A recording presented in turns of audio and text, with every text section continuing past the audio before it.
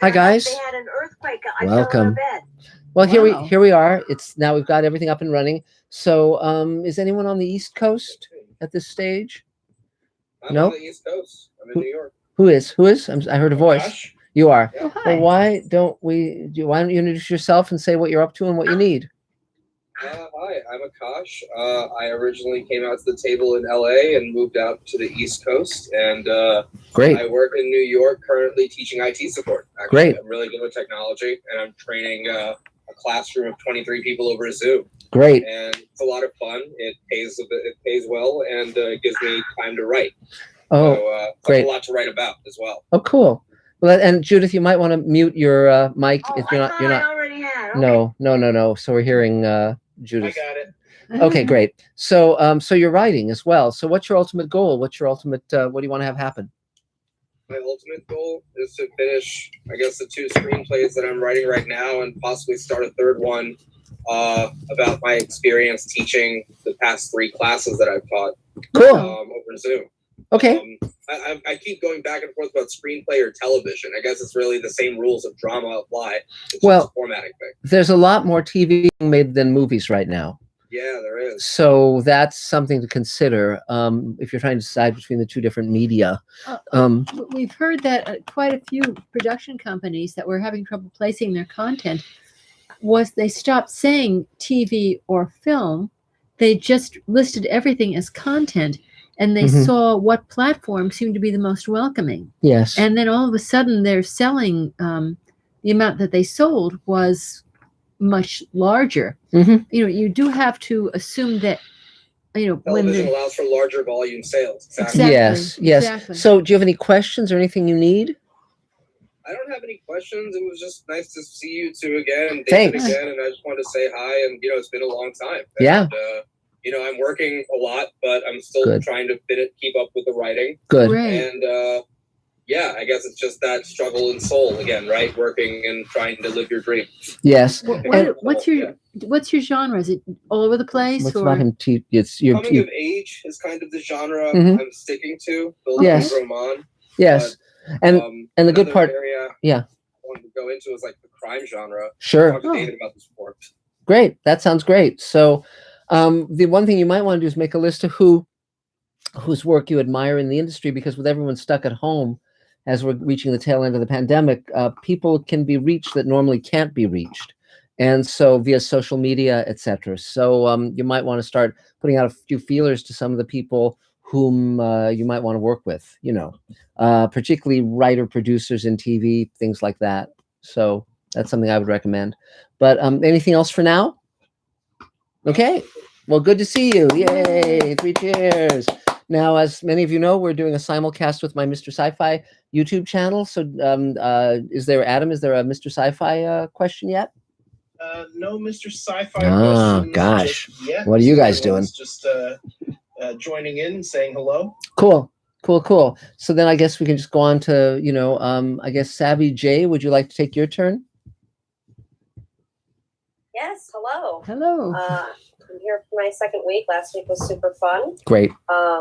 This week I'm starting 2 projects. One is I'm doing a pitch deck for a documentary, and I haven't made a pitch deck in a long time, so it'll be a fun little challenge that's paying. And I've started a TikTok because you're supposed to be up on social media in the type of things I do with AFB and just online in general. So I'm like, I'm gonna bite the bullet. I'm trying to make a TikTok so I can show another side of me and Cool. my creativity. But it's definitely weird. It's a weird format. I'm not very familiar with it.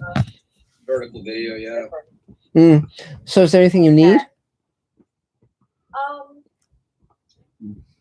I don't know. I like hearing everybody's projects and what everybody's doing. That's really exciting. I guess. I emailed last week, but I didn't get a response, so I just wanted to confirm what the email was. But other than that, I'm pretty okay. So I'm excited. So David, we can't hear you, David. I don't. For a table email? Yeah. We should have gotten that done today. It'll happen soon. It has to process. Okay. Okay. Great. Okay. Good. Anything else for now? No. Okay. Well, 3 cheers. Welcome. Yay. And we do have a lot of people, not me. I don't understand social media at all, Mhm. but we have a lot of people on our team that really do. do know TikTok Yes. and social media. So if you reach out for help with that, then I think a lot of our younger people will be able to give you a lot of ideas. Mhm. Yes, I think so. I love So- watching cooking videos on TikTok. Great, great. Have cooking videos on TikTok? Yeah, it's very quick cuts on like showing you how to make s'mores or something from just Oh. from the marshmallow to Gotcha. the thing to the chocolates to everything. That's funny. And then That's the biting. wow. Well, Yeah. there you go. That's Well, great. Now I want one. thank heavens. Thank Yeah, heavens. I want one too. Yeah. TikToks. Well, I'll tell you something interesting about technology. I was telling this to Elaine. I recently got an audio collection of H.G. Wells's writings. You know, he wrote Time Machine and War of the Worlds. He was a great science fiction writer of the late 19th and early 20th century. But he also, toward the end of his life, he broadcast on the BBC doing little talks. And they had him talking in 1943 on the radio. And he said, you know, the newspaper is dead. You know, you really can't get the news you need from the newspaper anymore. This was during World War II. And he said, I think what will happen in the future is people will instead go to their phones and there'll be a condensation of the news gleaned from different sources. And so you'll be able to get 5 minutes of news that will tell you what's going on from your telephone. Well, that's fairly astonishing that someone in 1943 would make that good a prediction, you know. So good for H.G. Wells, you know.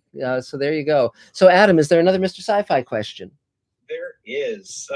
There's a lot now. Okay. So, we'll start with the first one from Dr. Essex, Hello. who asks, is the second hour of Space Command still available on YouTube? I think he's referring to maybe Ripple Effect. The second episode, which completes the story that begins in the first hour, hasn't been released yet. We're finishing up the visual effects on it now. It'll be available in the next, month or two, couple months. We did an episode, a 2-hour episode during the pandemic called Ripple Effect. That was mainly just the actors shooting their own scenes in their own home. We knew it'd be rough around the edges. It's mainly like a bonus episode. We haven't. Well, we wrote the scenes. Well, we wrote it, yeah, of course, yes, and directed it and produced it and so forth, and had a lot of help from our friends. And but that's on Mr. Sci-Fi. The first hour is on Mr. Sci-Fi, and I'm about to put the work in progress of the prequel on Mr. Sci-Fi as well. So and we do have the Space Command store where you can order and pre-order various episodes and all that stuff. So there you go. So let's see. So Adam, would you like to take your turn? You're at the top of our list here. Yeah, I can take my turn. Great, terrific. So, for those of you who are new, I'm Adam Sartain. I'm an actor, a voice actor with over 75 different voices, accents, and impressions. Yay. And I'm an associate producer on Space Command. Yay. So I've been gone for the past couple of weeks because I've been in Colorado shooting an independent film. Wow, that's Yay. great. So yeah, I left 2 Thursdays ago Huh. and got back last Friday. Hmm. And it was interesting. We were at a cabin near Alma, Colorado, which is near Breckenridge. Hmm. And it's also near South Park, Colorado. We got to visit the real South Park on our way out. And so first They had off, integrity. they didn't. The people involved, quite a few of them did have integrity, but I didn't say. I don't know about integrity weed though. That's a different thing. Integrity, integrity. Mhm.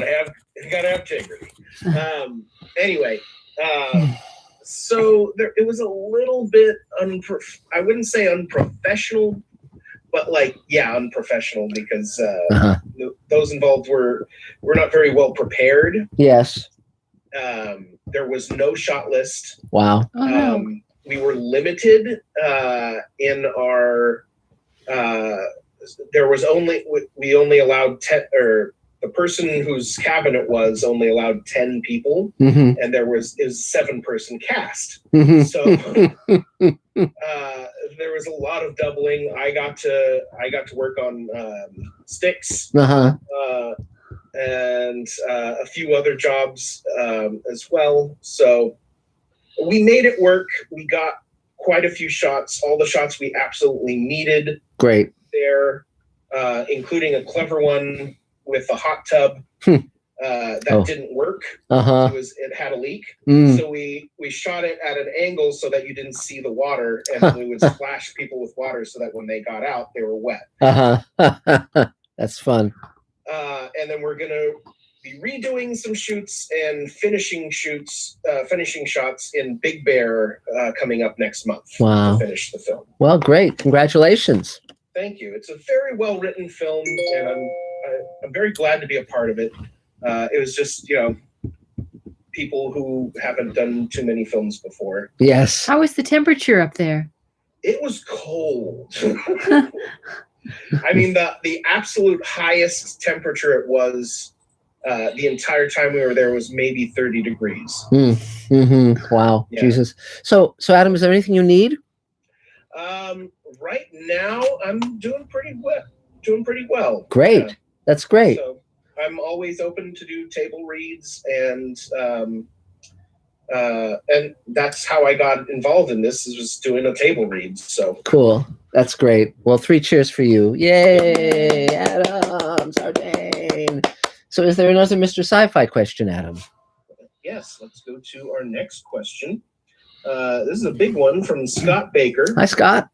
And he asks, what is the vaccine status of the Zicrees of Space Command production cast and the showrunners network? Well, I'm assuming not the vaccine status of Space Command production cast showrunners network. Yeah. So I think it's a 3-part question. Sure. If you're up for it. Yeah, of course. So funny you should ask. Elaine and I just got our second shot yesterday. So within about 2 weeks, we will be able to walk amongst the great unwashed and have our superpower intact. And so be a little less dangerous. In terms of our team, most of them have not gotten the shot yet because of the restrictions, but that's opening up considerably here in California. So I think very soon people will be able to get their shots. Armin Shimmerman emailed me that he and his wife have gotten the shots, which is great because he's going to be in Space Command. And we're doing the table read via Zoom for Sweet Haven, and that's the show that we're creating with Rockne O'Bannon, where everyone in the world under 60 dies, and the people 60 and above have to figure out how to save the world when they can't reproduce.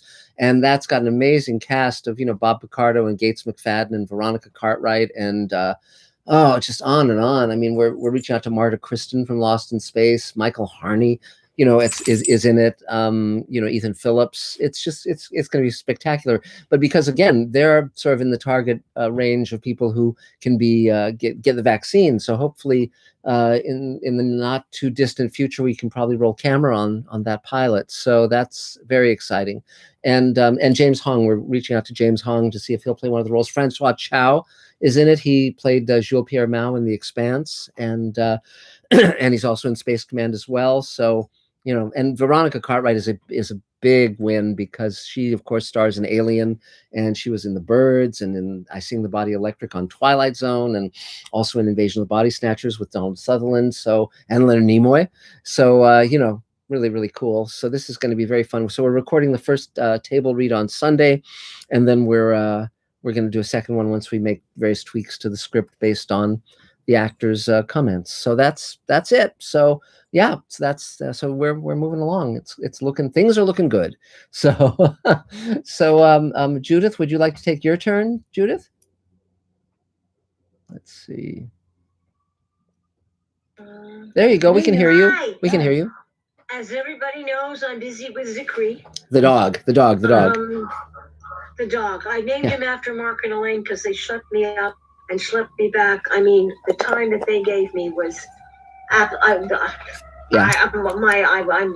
speechless, and that is really something. I'm speechless. Anyway, what's happening? I am proud and happy to be a part of the reading on Sunday. Great. For Sweet Haven. I'm just absolutely thrilled beyond belief. Now I am getting my audiobook ready. I'm getting the timings down. I'm trying to record it next week, and then I'll send it out to Nina's husband. Great. and he has a studio, so he'll edit it for me. Cool. And I'm going to talk to Raven. I've already spoken with her, but I'll speak with her again when I get something. Me, I'm so bad on technology. I'll pay her, she'll edit it for me. Mm-hmm. Wait for my check to get the crate for Zicree. Mm-hmm. And Yeah. I'm working on my demo. And speaking, by the way, Judith, speaking of a crate for Zicree, that's something Elena's wanted for me for a long time. That's funny. Yeah, but you don't have to be trained. You're already trained. Well, You're perfect. I stay on the paper. That's true. So does he, but that doesn't help. Yeah. What else? My audiobook. Oh, I'm getting things ready for the demo for my, from shooting my demo. Mm-hmm. Figure out how to do that. I'll have to talk to you, David, after the reading. Okay. I'm readying my animation demo. I have some funny things for it. Mm-hmm. I got my first vaccine. Yay! My second one on the 24th. Oh my gosh, that's when we're in the clear. Yeah. That's 2 weeks from our. That's when 2 weeks after you get the second shot, you're in the clear. So by April, and then he's getting his on the 26th. Ah, well, this is great. So in 2 weeks, we'll be able to take him out, which Great. would be nice. That's great. Well, terrific. AT&T sent me a new modem, so I have to figure out how to do that. Mm. But I've got a lot of things that I've got to get back up on my feet. I promised Billy, who's my cousin, Mm-hmm. who wrote Home Improvement and directed it. I promised he's taking me to the vaccine. So I promised him I'd have Apocalyptic ready. Good. By the time I go. Great. So I've got to give that to him. Cool. My little pet is moving. I'm not sure. And I guess I better ask you, I'm not sure. There are so many. I could do it as a book. I could do it as a film. I could do it as a series. Should I do all three? You probably should do the one that kind of speaks to you creatively first. Then I would do that one first, because again, then it'll have the brightest sheen on it, everything, and then you can go from there. But books are a lot of work, that's, I know. And in terms of, because I adapted Magic Time into a novel, and that was a lot of work. Wonderfully so. Thank you. Wonderfully so. But the main thing, the good thing is that then you have pre-existing. And pre-existing is very helpful, because making books is not as expensive as making movies. Yes, that can establish the intellectual property, of course. Yes, but but there's no wrong answer. There's just preference. If you do a campaign for your own book, if you can get like the table to help you, so that a lot of people are waiting for your book, and there's some buzz about the book, and there's stuff online about the book. It's practically written now. Well, that's great, because if it's that, that really could help the film, pre-existing, and the fact that a lot of people are cued into it. Okay. Mm-hmm. Okay. Cool. Thank you. Yay. I'm so looking forward to Sunday. Great. Yeah, it's going to be great fun. Well, thank you, Judith. Talk soon. Yay. 3 cheers. Yay. So is there another Mr. Sci-Fi question, Adam? Yes. A very good one from Protector Enforcer. I just had to say it that way. Who asks, there have been TV series where only youth live and parents die. Mm-hmm. Cocoon has old becoming young. Mm-hmm. I think he's getting on. So who wrote this particular story, the year, and why? And I think he's referring to Sweet Haven. Sweet Haven, Rockney O'Bannon and I came up with it before the pandemic, just before the pandemic. It's part of the Showrunners Network, where we're going to be making 6 2-hour pilots of 6 different shows and taking them out as a slate. Space Command is one of them. Sweet Haven is one of them. Mark Ferguson, Hawk Ostby, who developed The Expanse for television and are the showrunners on that show, are aboard another one of them. There's a whole bunch of great folks who are part of this project, and I just knew so many older actors. I get so sick of older actors only playing people coming down with Alzheimer's, people coming down with cancer, or they're the funny grandpa or the funny grandma. And it's just incredibly insulting stereotypes. And I thought it would be really important to do a show where we get to see how amazing and resourceful and and just see the human face of people despite their age, and to be able to get Veronica Cartwright and Mike Harney and Bob Picardo and all these amazing actors together for this is a thrill. So so that was the genesis of it, because so many of the other shows that we're creating, we have younger actors, of course, but I think this gave them. I wanted to create a series that would really showcase Mike Harney, and so he plays a cop in this show, and he's really really extraordinary. So that's the reason. Excuse So me, I'll be back with Elaine's going away. My terrier is giving me the eyeball. Yeah, so I'll there be you back go. shortly. Okay, so there we go. So that's the answer. Now I see that Judy is here, and I know you're in New York, Judy. So why don't you take your turn? Hi. Go for it. Hi, guys. Hi. Good to see everyone. It's so funny. I totally forgot the table was on, and then the Sci-Fi, Mr. Sci-Fi popped up on my phone. Yes. So I started listening to that. I was like, wait, but they can't see me. I can Yeah. watch them, but they can't see me. Right. We're on two screens right now. So yep. Yeah, see, it was very interesting to watch both. So, gosh, I had a couple of surgeries there, and I'm better now. But because of one of them, I had like a little skin cancer thing. I'm now eligible for the vaccine. Good. So I had my first shot 2 days ago, which wiped me out. Yeah, it does. And I'm back in the saddle now. My film is doing really well, Tango Shalom. It's Great. won 3 awards. Great. Already. I just started doing the festival circuit. So that's exciting. And Terrific. I'm doing a live Q&A for the Miami Festival on Sunday, and then another one the following week for the Sacramento Jewish Film Festival. So it's really fun. I wish it was not COVID, so we could actually, go to red carpets and walk the red carpet and get interviews and do all that fun stuff. But yes. Film Daily is putting out an article about me, which Cool. is good. They just told me. And my agency in New York closed, and my manager dropped me, which is interesting, right before all this. Oh, Jesus. And so but I have momentum right now, so it's good. So I did a massive mailing of like 400 agents and managers in New York. And I have like eight or 9 that want to sign me. So I'm doing research into who these people are. Yes. I don't know Yes. who any of them are. Like all these people wrote me back and contacted me. Good. So I've been doing that. I've been working on like agent stuff, trying to get, the right representation. Cool. And completion. I've been trying to just complete all these different projects and things and books and whatever it is that I've started. I'm just trying to complete everything now. Good. And I'm on my third draft of my book.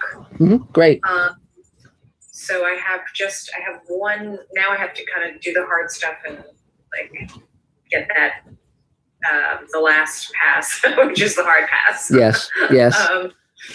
Where I actually have to write more stuff. So I have that, and then once I complete that, then I'm going to go back towards working on my doc again, because I kind of put that on the wayside.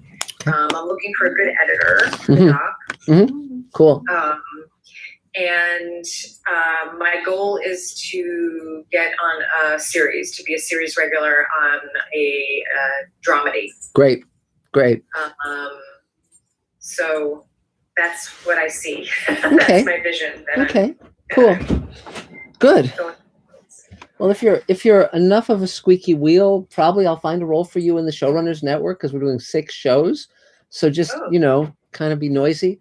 And yeah, because it's because we're doing 6 different shows, and it's a big project. We're currently going after $36 million in financing to shoot these pilots, and a season of one of the shows. So, and the people aboard as showrunners and partners of mine are amazing. I'm, Joe Dougherty and Mark Ferguson. Oh, I know, yeah, he's great. He's great. And so we've got like 2 Emmy winners on the team, all sorts of stuff. It's fun.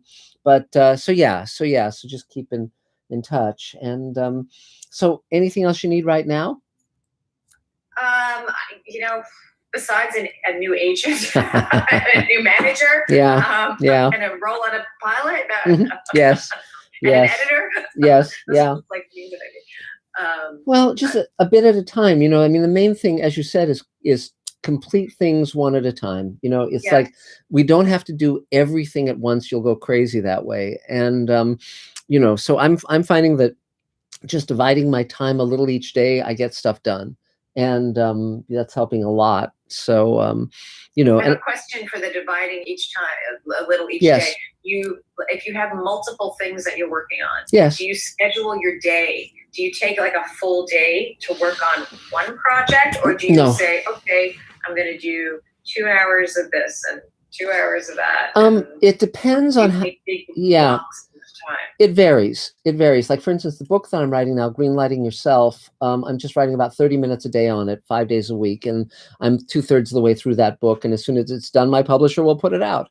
But like the pitch deck on the Showrunners Network was a massive document that I really had to just kind of take an entire day and just go through it. Our venture capital person wrote a draft of it, and I had to make a lot of changes and corrections and just for accuracy. And so that was the thing. But I find that a little each day is better than waiting until you have a lot of time to devote yourself, without distraction, because a little a day works. And again, you sort of see what works for you. But I put it on a timer. So in other words, I set my timer on my iPhone to like 30 minutes, and when it rings, I stop, and then I go on to the next thing, and that works, But you can try that.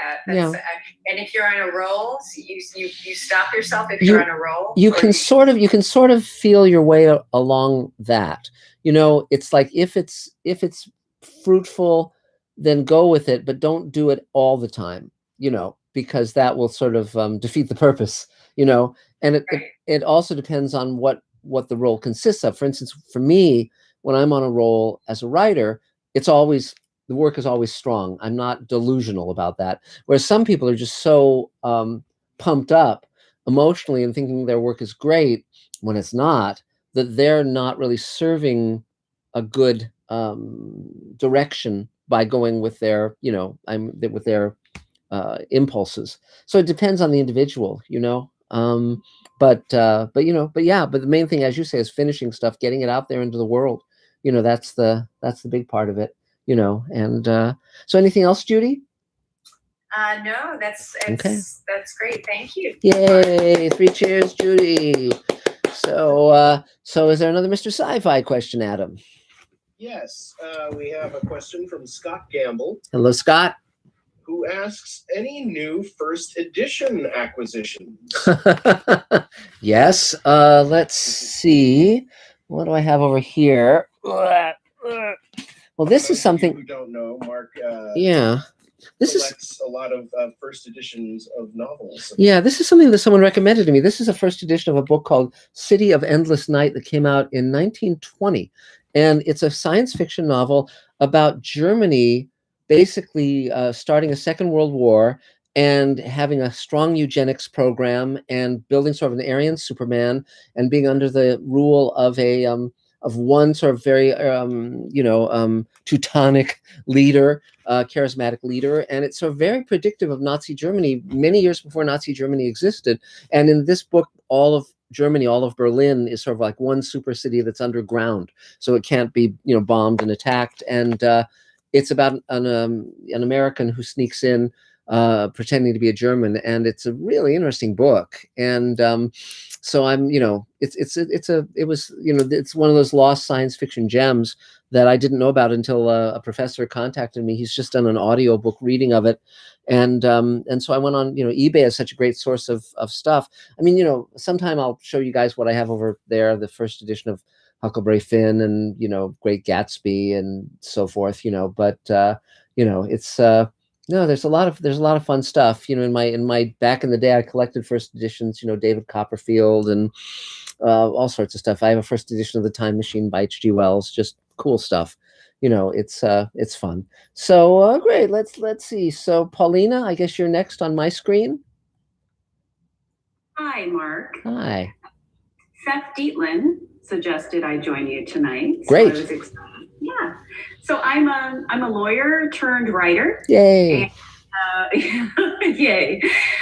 Working on my first book and searching for an editor and a publisher. Great. And to kind of give you a flavor, describe somewhat what the book is like. Somewhat. Yes. I guess I would say it's somewhat like Spielberg's Ready Player One meets Pixar's Soul. Okay. Meets Bob Vila's This Old House. Okay. If he was building a ladder to the divine. Okay. So okay. An eclectic mix, and I'm looking for people who are really excited to try something new. In particular, I have an idea for an ebook, and it'll be unlike what's been done in the past.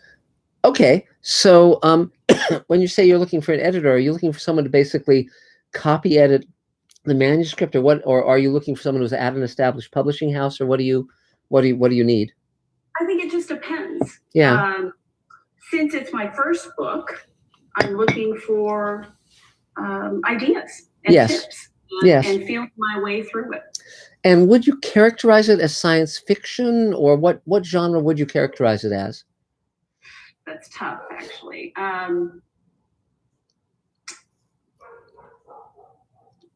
Sci-fi, no. I would say more spiritual fi. Okay.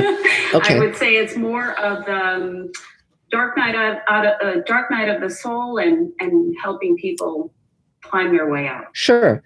And do you want it to be published by an established publisher, or did you want to put it out, like on Amazon yourself, or what do you have in mind? I suppose an established publisher. Okay. So those are all good pieces of information. Several things in that regard. When the pandemic's over, there's a lot that you can do. The trade show for the publishing industry is called Book Expo America, and every publisher in America is there. And it's a great way to just kind of walk the halls and see who's publishing what, and strike up conversations with book editors, and you can run into very famous authors there, and sometimes you can engage them in maybe giving you a blurb for your book. There's a lot that you can do. It's very instructive. The main thing about this, you see, the interesting thing about publishing is it's very, very different from Hollywood. Hollywood people tend to be very arrogant. It's very difficult to get in through the door. Publishing, particularly fiction, people who are editors in publishing houses love books. They love books. They love good writing. They love working with authors, and that makes them extremely approachable. And particularly the fact that you're a lawyer, gives you a certain credibility. So that's something you could do. In the interim, you might just go online and look at Book Expo America's website, because they probably have virtual things going on now. So you might want to check that out. Also, when you're in bookstores, look at the acknowledgement page of books where if someone liked that book, they'll like your book, because most authors acknowledge their editor, their agent, etc. And so that way, you know who to reach out to, because again, everyone has social media. You can do with just a little hunting, you can email people directly, and and you'd be amazed at how far you can get just doing that. In terms of having someone read it and get feedback, there are various people who are members of the table who one can hire to do that, who are very proficient. It's not insanely expensive at all, but I'm trying to, Sylvia Carey does that for people, and she's really nice. And beyond that, Publishers Weekly, they probably have an online version of that now. You want to start reading the trade journal of publishing, just so you know who the players are and what's going on. But the main thing is to, just you come across very well. You're very friendly, and you seem like you know what you're doing. So that's good. That means that when you meet people, when you access people, you'll you'll come across well. You have a good, I think you have a good shot. You just have to be super clear and make sure the book does what you want it to do, you know, in terms of the material. Let me think if there's anything else I can tell you about that. Now, also, you know, the table is made up of thousands of members. You can get on the table email. You can send out a request to all several thousand members. Normally, we meet in person, and we have offshoots all over the country.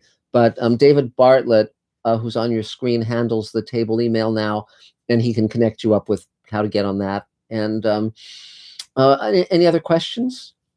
No, that's great information. Yes. Great advice, some great tips, and I will definitely reach out to David. And yeah, Great. And I would love to come back. Great. And one thing I will tell you is, you know, when you're talking about the inspirational quality of the work, you know, there's the company that publishes Chicken Soup for the Soul, and it's, you know, it's very interesting because they hadn't ever published a book like that before, and the two authors of that book actually went to Book Expo America and met them there and convinced them to buy the series of books, and of course it went on to enormous success.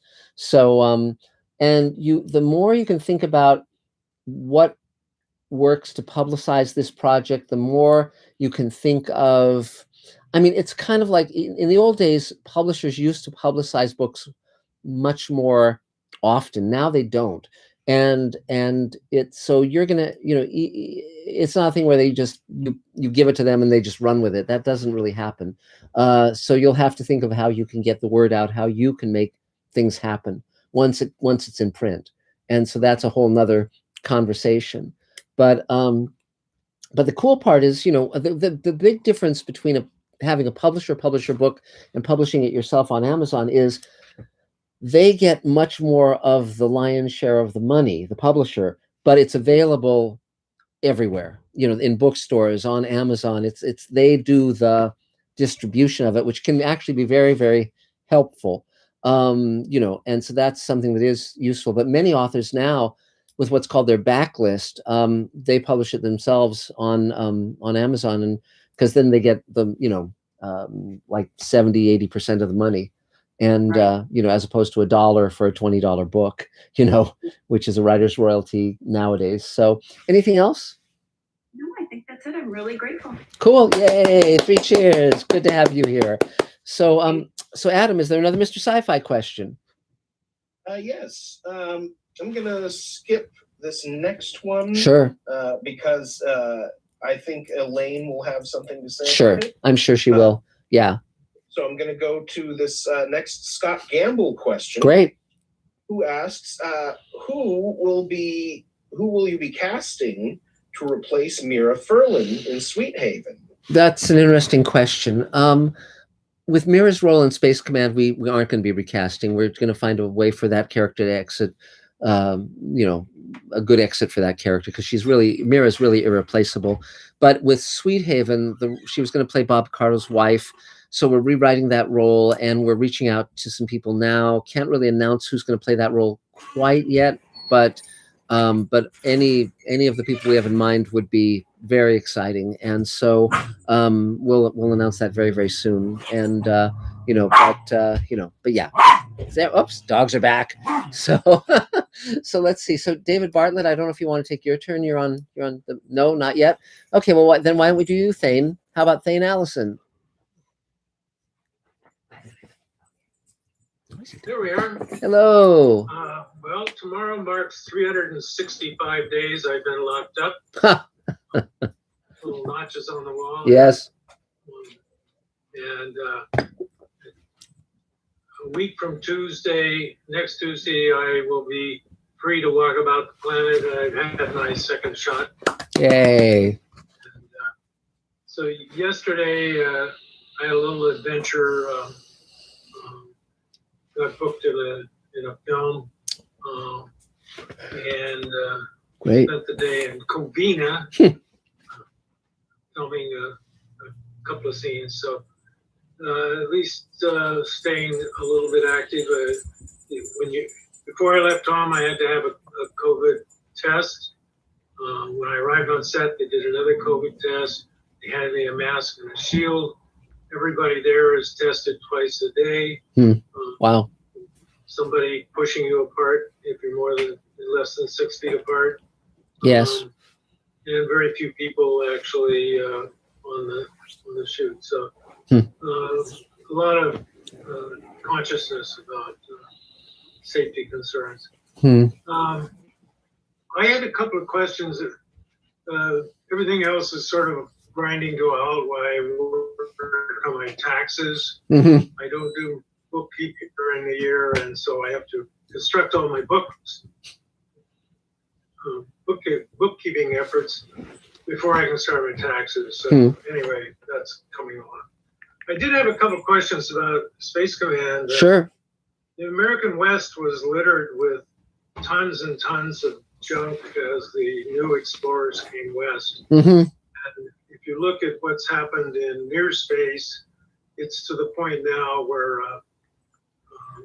the same thing is happening to near space with small pieces of space junk that won't burn up, won't fall out for hundreds, maybe thousands of years, to the point where it's blocking observation of the stars and so on, and creating certain hazards. And then we've left behind tons of junk on the moon, us and other people. Now we're leaving junk behind on Mars. And I'm just curious, what's the plan in Space Command for waste disposal, both biologics? Yeah. I assume your characters have bodily functions to deal with. Well, yeah. But to answer your question in terms of the trash from Space Command, we send it to the fans. It becomes a collectible, and I once got an email from a guy who had been a college student at a place that Rod Serling had given a talk, and he had kept the Rod Serling cigarette butt, after Rod finished smoking it, and he said, and he's kept it sealed, and he said it has Rod's saliva on it, so theoretically you could clone Rod Serling from the DNA in that cigarette butt. So, so that's a story for you. In terms of Space Command, obviously we have to be more responsible as a species. It's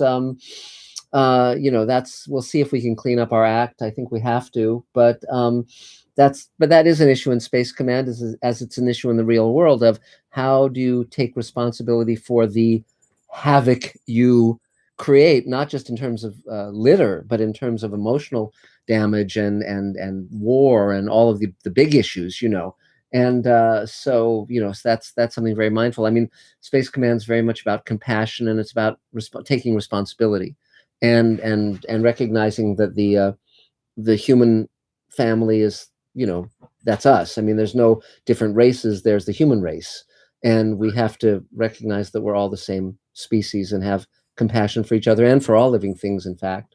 So, except, I wasn't particularly referring to the production of Space Command, but it seems like that would be in question of, okay, we've got all these leftover pieces of equipment that we can't use now on the spaceship. Yes.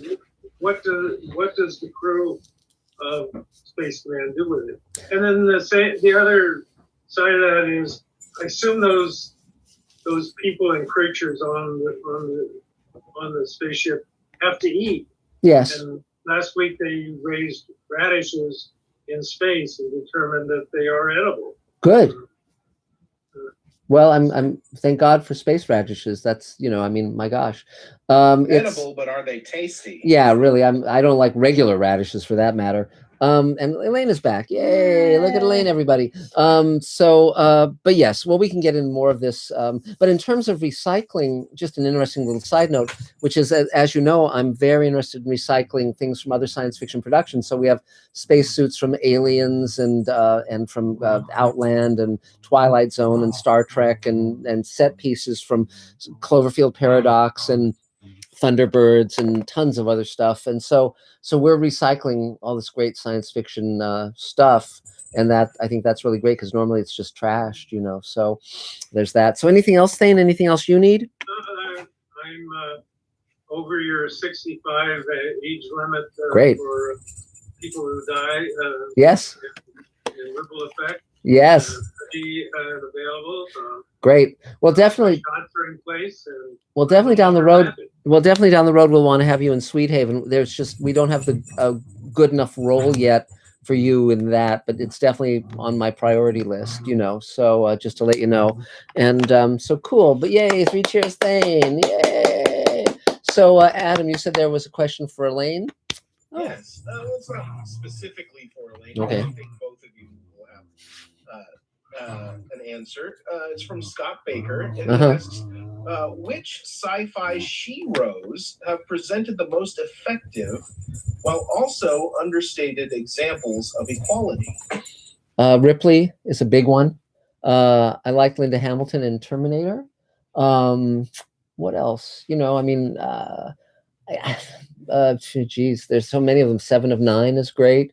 You have to be mindful to create powerful female leads. I liked Dr. Vaughn O'Dara, the role that Mira played in Space Command. I thought was very strong. And when I pitched the role to her, I said, you won't be defined by a man. And she said, I'm in. So I thought that was great. It is a good time right now. Yes, it is. But you always worry because things ebb and flow. Yes, as they did with people of color. For a while they got great roles, and then suddenly they got shitty roles, and now they're getting good roles again. Thank God. Yeah, they get to be in Regency dramas, and so again, but science fiction. Ripley is, I think, the first really great one, and Sigourney Weaver was so perfect. It's always the mixture of the actor and the role, and so that's another part of it. Kirstie Alley was great as Saavik in Wrath of Khan. There's a lot of stuff. And and Twilight Zone, of course, was a great place for wonderful performances like Anne Francis in The After Hours and Agnes Moorehead in The Invaders, and just on and on. Just so many great actresses in that show. And Anne Francis, of course, is terrific in Forbidden Planet. So there's there's a lot of great roles and great actors. So, and I'm eager to work with all the ones I can. So great. So let's see. I guess Dave Edison, you're next, Dave. Okay. Hi, everyone. Those of you on Zoom, I'm looking up. I'm editing this piece that Mark just sent me on Space Command. So Great. He was talking about the animatic. Yes. Based on the Space Command comic book graphic novel that Tahani Farr has been sending us pages on. She's just terrific. This is her first comic book. Is that right, Mark? Yes, that's right. Mark's disappeared. Yep. Another alien abduction. He hates those. I'll spit him back eventually. Anyway, I'll continue on that line of thought when he gets there.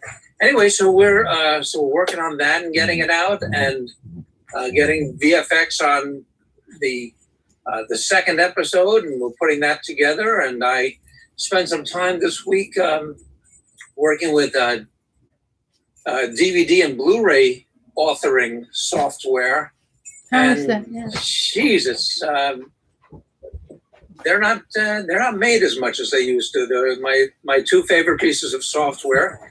DVD Studio Pro and then Adobe Encore have both been discontinued, so I'm trying to find one that gives me enough versatility to create a professional DVD. So if anybody has any suggestions, including you folks over in Mr. Sci-Fi, put it in the comments.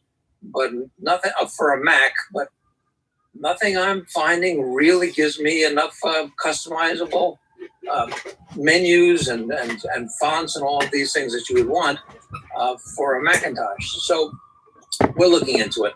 Other than that, just moving forward. So Mark, Yes, David. Did you say this is Tahani's first venture into comic books? Yes, that's right. She's an astonishing talent. And amazing, really amazing. I'm very glad that we hired her, and she's doing a spectacular job. And we're going to post the animatic work in progress probably tomorrow, and people will be able to see what. Yeah, thank you, Dave. Did you see the picture she posted today on Facebook? No. Standing, kneeling next to some of her oil paintings. No, I'll have to look at that. Wow. Kind of remarkable. I don't know if it's available to the public, but if you I'll check it out. Check out Tahani Farr, Tahani, is that correct? Yes, Farr. TEHANIFARR Mhm. on Facebook or Instagram. She's pretty remarkable and it is good that we have her aboard. So yeah.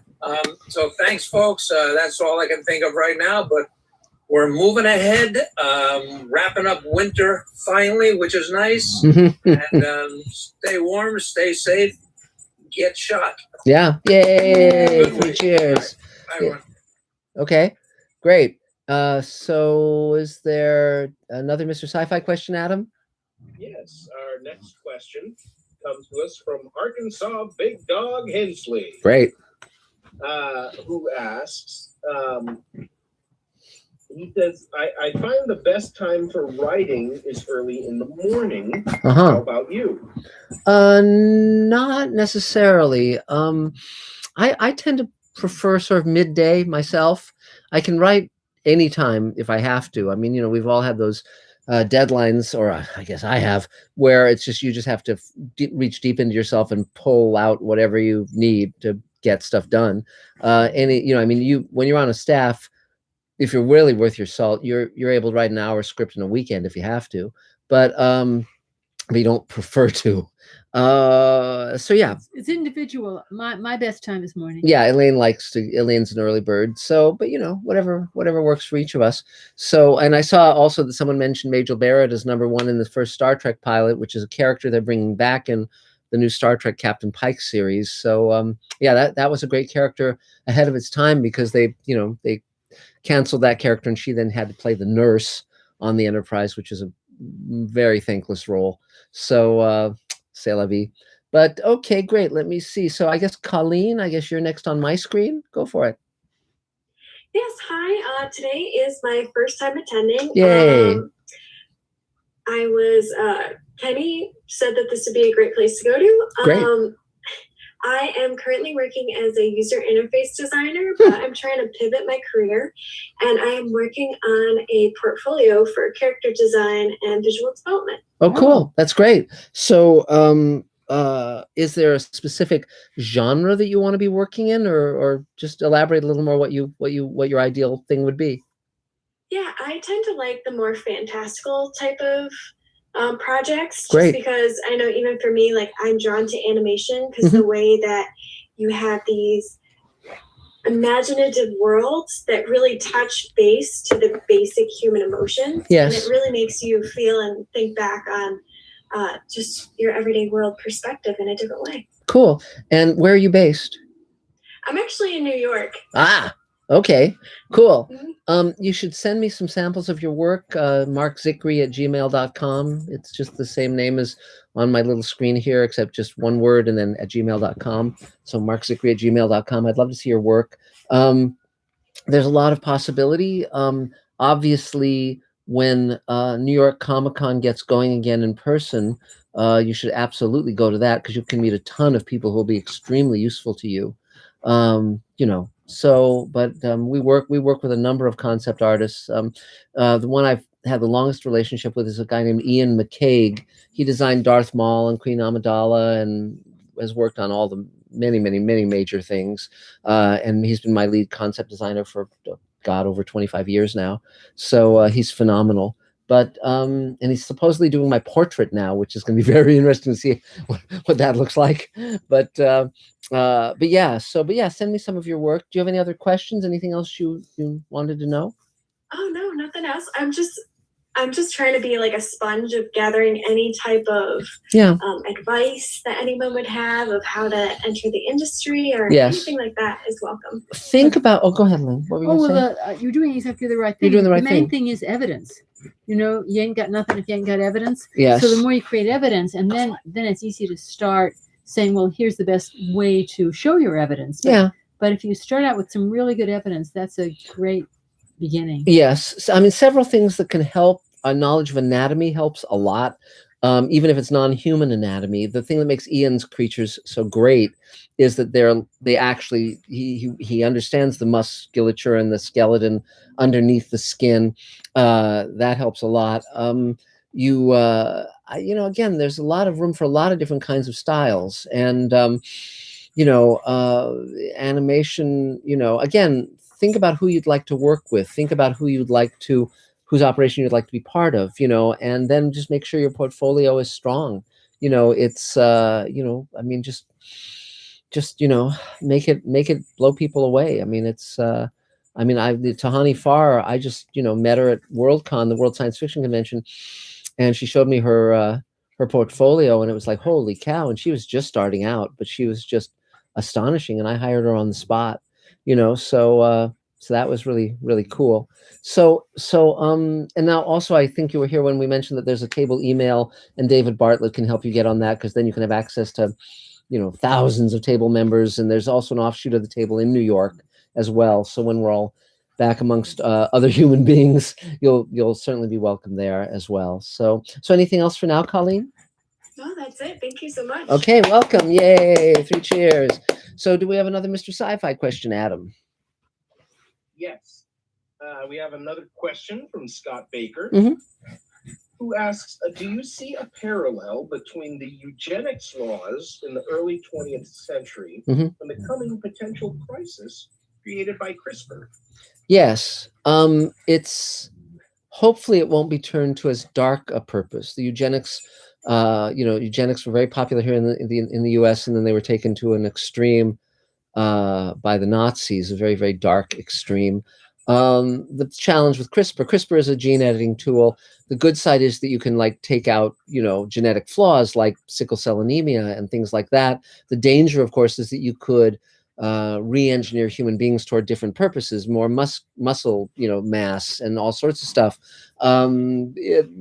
It's definitely a genie in a bottle, and we'll see where it leads. But I mean, the CRISPR technology is being used in the COVID vaccine, so that's a huge change in how things are being done. It uses RNA and is a very, very different way of doing things. Hopefully, we won't start growing, tentacles out of our head or something, but there's no telling. So, but yeah, absolutely. It's one, I think CRISPR is terrific, but the fact that almost anyone can utilize it makes it extremely dangerous. In fact, the Defense Department is now working on an anti-CRISPR, so that if it were used as a weapon, that you could undo it, because it basically snips out DNA strands and puts in, other DNA. It's interesting, very interesting. So, okay, let's see. Christine, you're next on my screen.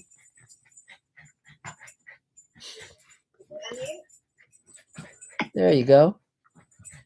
I was thinking about what Colleen said and how she wanted to pivot, and that's how I first came to the table. Is I wanted to make a shift, and exactly what Elaine said is providing evidence. And so I've been very fortunate that I have worked on a number of table members' ventures, and that has built some evidence or some history in the industry. So definitely, Colleen, send your info to Mark and take those first steps. For me, that was, oh wow, I feel like that was 3 or 4 years ago. And from that, I've been able to create a world I actually like living in. I really like the entertainment industry, and it's like there's a different creative thought process to the people in this working environment. Mm-hmm. A lot of fun, and then a lot gets completed within that fun. So a lot of professionalism as well. So definitely encourage you there. For myself, I continue applying online all over the place, and am really excited about a couple things that have come up, but nothing has come to actual fruition employment-wise. And then I started listening or paying attention. I'm like, I just go for a walk every day. I should go for a walk. And so I started doing that, and just sort of embracing, instead of going, oh my God, we're all home. Well, I'm home. What could I be doing besides cleaning out the refrigerator for the 3rd time in 1 week? Yes. And working on how I want to proceed, kind of a thing. So I don't have any needs right now. I just love everybody, and I definitely miss everyone. Look forward to a time when we can be together. Great. I was at the beginning of the week that the CDC said that even if you have your shot when you're out in public, continue to wear your mask. Yes. They're still trying to figure it out. Yeah. I mean, it's very much in flux, and but you know, we're all getting there. I mean, there'll be a time when we can all be together again. You know, in our separate bubbles. Yes. So if it gets into your system, you can still spread it to others if you're not wearing a mask. Right. And sure. there are variants. Yeah. Yes. That's just it. It's evolving, and they're just trying to play catch up. There you go. Yep. So any proof of evolution. Yes. Oh dear. Just don't stay safe and be careful. Great. And, do your due diligence on your own health kind of scenario. Yep. Thank you. Yay! 3 cheers, Christine. So is there another Mr. Sci-Fi question, Adam? Yes. I believe our next question is from Bob Rich. Great. Hi, Bob. And he asks, for writers who want to be successful at putting comedy in their stories for TV, film, and literature, what are common mistakes to avoid, and what works best in getting skillful at humor? Well, yes. Be funny. I don't. Well, one of the things that really kills a lot of people is they're not character specific. Yes, even kills a lot of comedy. It kills a lot of comedy. It's like they do the joke for the joke. Well, yeah, people think that just acting goofy and broad is funny. It's not, and yeah, it's observing human behavior so that anything that's funny is an extension of the character. As an example, someone who is obsessive about neatness, or someone who is extremely insecure and keeps coming up with insecure things that make people uneasy. So if it's an extension of character where you could say, oh my God, I do that. Then you've got some successful comedy. Now, the worst is where everybody is talking the same and just being witty, and it's something that nobody would ever actually say who has that personality. Yes, so that's some of it. I mean, it's a big subject. Most people can't write comedy, and it's harder. Comedy has to do everything that drama does and be funny. So it's harder than drama, actually. But there's a lot of TV comedy I just hate because they go for the joke rather than staying within the characters. And I can't watch most TV comedies. And sometimes it's a simple turn. I was asked to come in a scene where 2 people were arguing and it wasn't funny. And they said, why isn't this working? There's 2 people arguing and it's just not funny.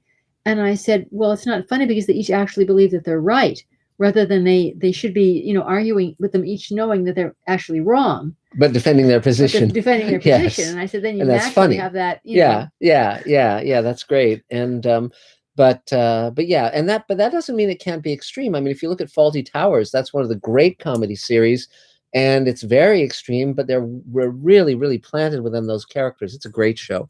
So okay, great, terrific. So let's. Speaking of, just reminded me of something. Bill saying, "Dying is easy.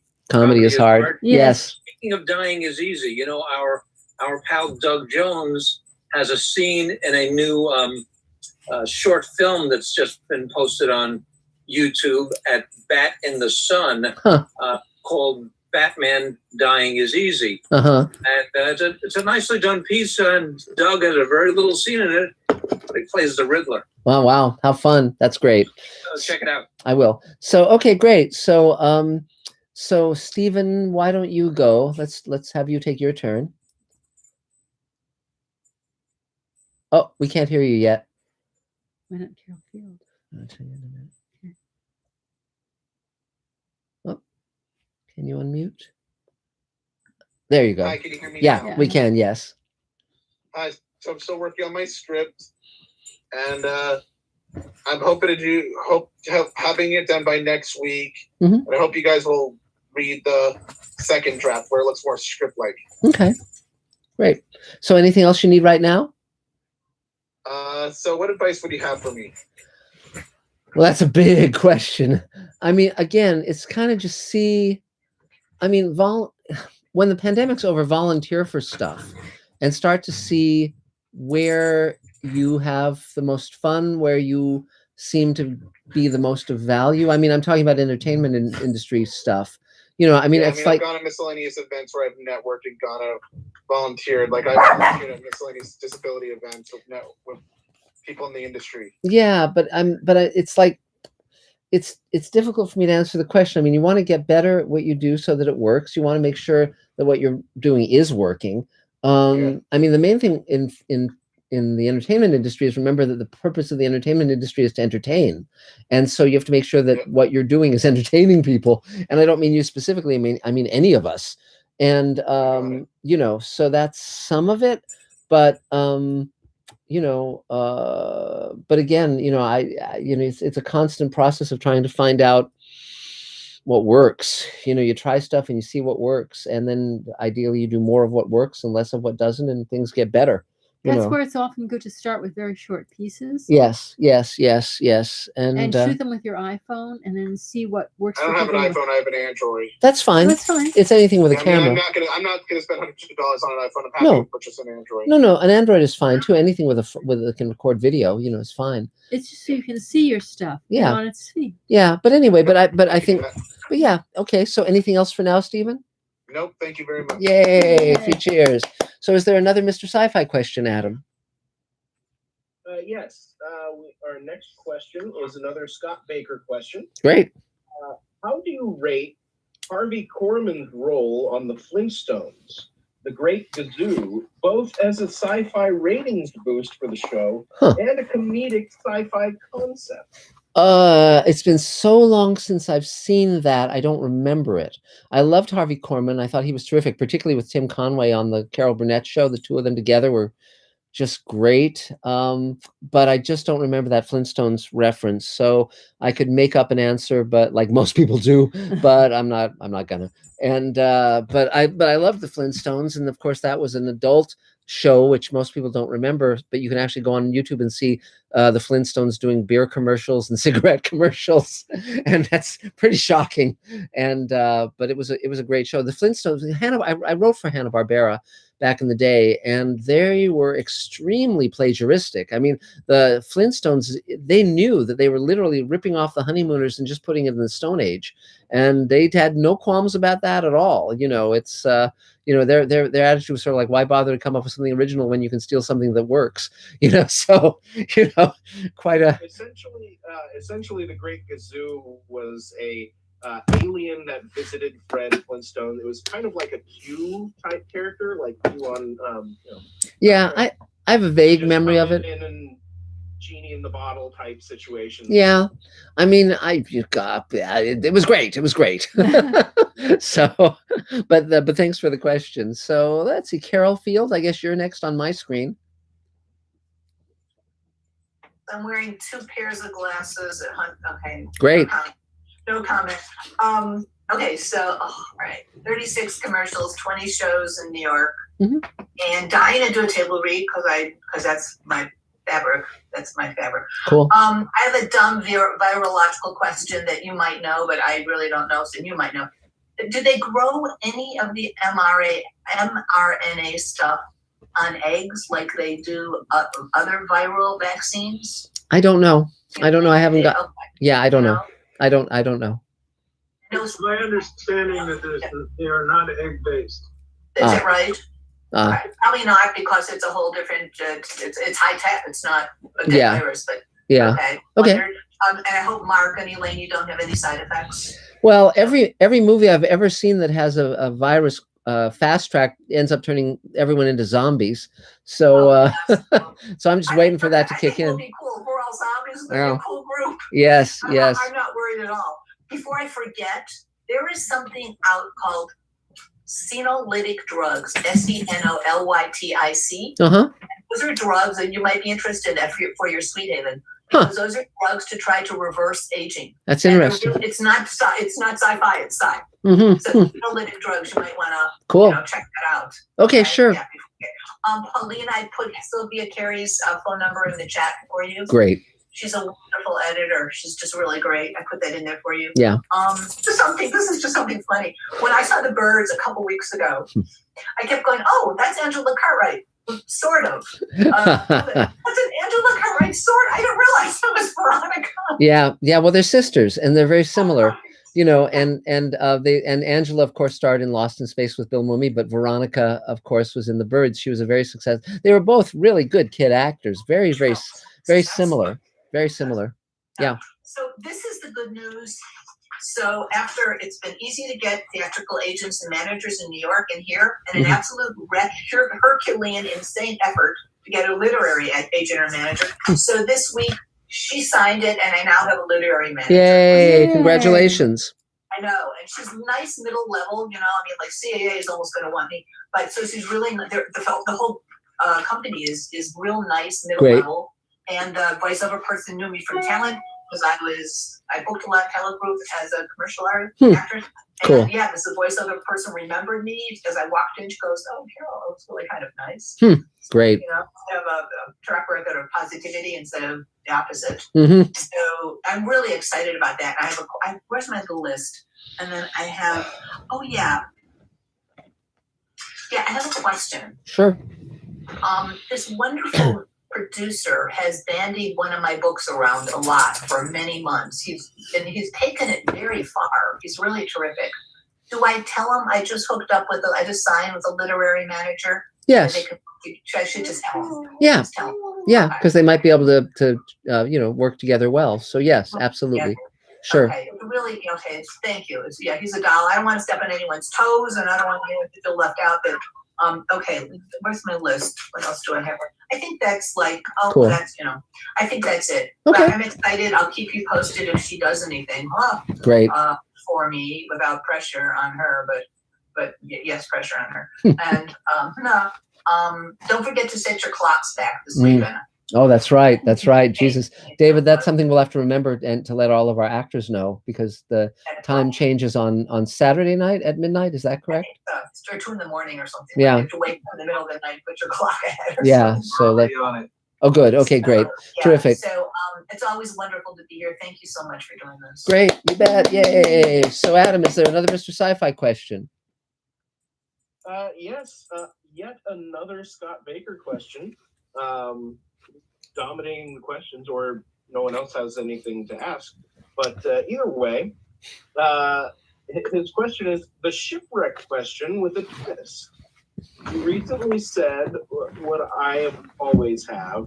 Trek Voyager is Gilligan's Island in space. Yes. Which story could you read that would help you get off the island best? Huh. That's an interesting question. Wow, I'm not sure. It's an interesting question. I found Voyager's premise really not very interesting, and it got a lot better when they got 7 of 9 on the show. But it was far from my favorite Star Trek series, and for a variety of reasons. But yeah, I don't have a ready answer to that. It's Shaq. Why is that? I mean, it seems like a rational preference. Traveling further out than any starship has gone before, encountering particularly on a new species. What's not serviceable there? It was the idea that they were lost in space and were trying to get back to their home. It was just kind of like it didn't have much oomph to it as a goal. It was sort of like okay. Getting home isn't an oomph. Yeah, not for me. It wasn't. It was, we can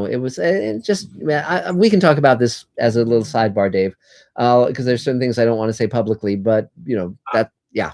So, okay, great. So David Bartlett, would you like to take your turn?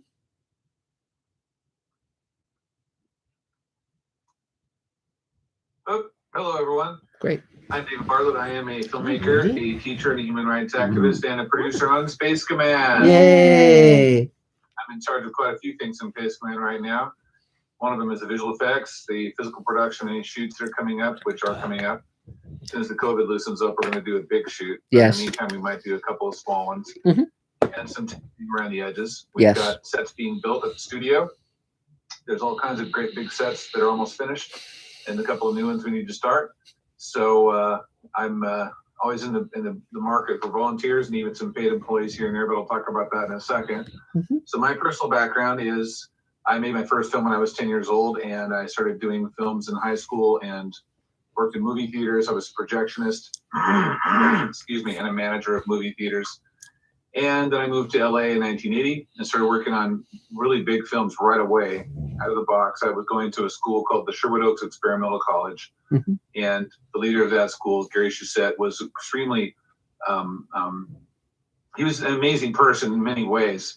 And people like James Cameron and Quentin Tarantino took classes there. Mhm. They were a la carte classes, and they were taught by major industry professionals. Now, there's a subject that comes up a lot. I'm going to touch on it a little bit about screenwriting education, other types of education in film. Okay, so there are camps that believe that if you don't have a career, you can't teach that craft. There are other camps that believe that if you have a career, you can automatically teach that craft. Having been on both sides of it, I can say that both are not fully accurate. Mm. You can have people that weren't skilled as screenwriters and they can teach screenwriting. It happens on occasion. You can have people that are industry professionals that are excellent teachers, and I got lucky enough to have some of those. Mhm. So his school was famous for that, where I would have a directing class from William Friedkin, who did The Exorcist and The French Connection. And I had an acting class that met once a week for 4 weeks for a lecture. And the teachers were Sally Field and Brad Davis, who had done Midnight Express, and Jacqueline Bissett. And we went to see a play starring 50s Scott, and he sat down and talked to us after the play. So there were pretty amazing experiences I had with Gary. So let's see, I've been at the table for 25 years now, I think. Wow. Off for a little while there and back on for the last 6 or 7 years, really steadily. And I'm looking around for my notes. So I had a story I was going to tell. This is a story no one's heard yet. This is a story of how you get into a profession that you don't have the first clue on how to do. So let's say you want to move up in your profession and you don't know how to do it. So one thing you can do is you can jump in and you can fake it. Mm-hmm. Now, if you're smart enough and you've got enough background that's related, you might be able to pull it off and you might not. So when I was a lot younger, I thought I could do anything, and I pulled off quite a bit. So I became an editor because I was on the set of a film. First of all, I got advice from Robert Wise, who was my first real advisor. He said he did the Sound of Music and West Side Story. He's producer and director and won 4 Oscars and was the editor of Citizen Kane. So I was pretty good at getting good advice from people when I was young. So he said, if you want to make a film, then you need to write the great American screenplay they'll want so badly that they'll let you direct it. But if you want to learn how to make films, you'd be an editor, because the editor learns about all the pieces that go into place and what works and doesn't work. And so that's pretty interesting. But I also wanted to learn about what was going on the set. So I did a lot of films at this time. And I was on a short film as a camera assistant, which I also faked my way in. And I heard that they didn't have an editor. So I told the director, I said, I'd love to edit the film. And, oh, the editor, sure. I did like one music video on video. I never knew anything about 35 millimeter editing, which the short was shot in 35 millimeter film. So they sat me down in the editing room. And there was a big machine that had the plates on it that you put the film on, and a screen, and a Moviola, which is another big machine off to the side that the film went this way on, and 2 benches with rewinds, and I didn't recognize any of the equipment. Even the splicers were different than when I was a projectionist. So I was like, okay, no problem. So I had to think fast. What do I do? So the producer, we're all about the same age.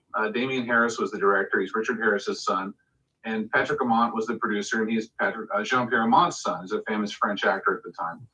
And they were young guys like me trying to make it happen. And he said, DVDs, I have this assistant. She comes from France, and she was maybe hoping that she could talk to you. And you don't have to use her if you don't want to. But if you need an assistant, you can have her work with you. So I'm like, well, I certainly need someone who knows what they're doing, but I don't want to get caught not knowing what I'm doing. So Patricia comes in, and she says, though, nice to meet you, and she says, I wanted to know, how do you like your code book set up?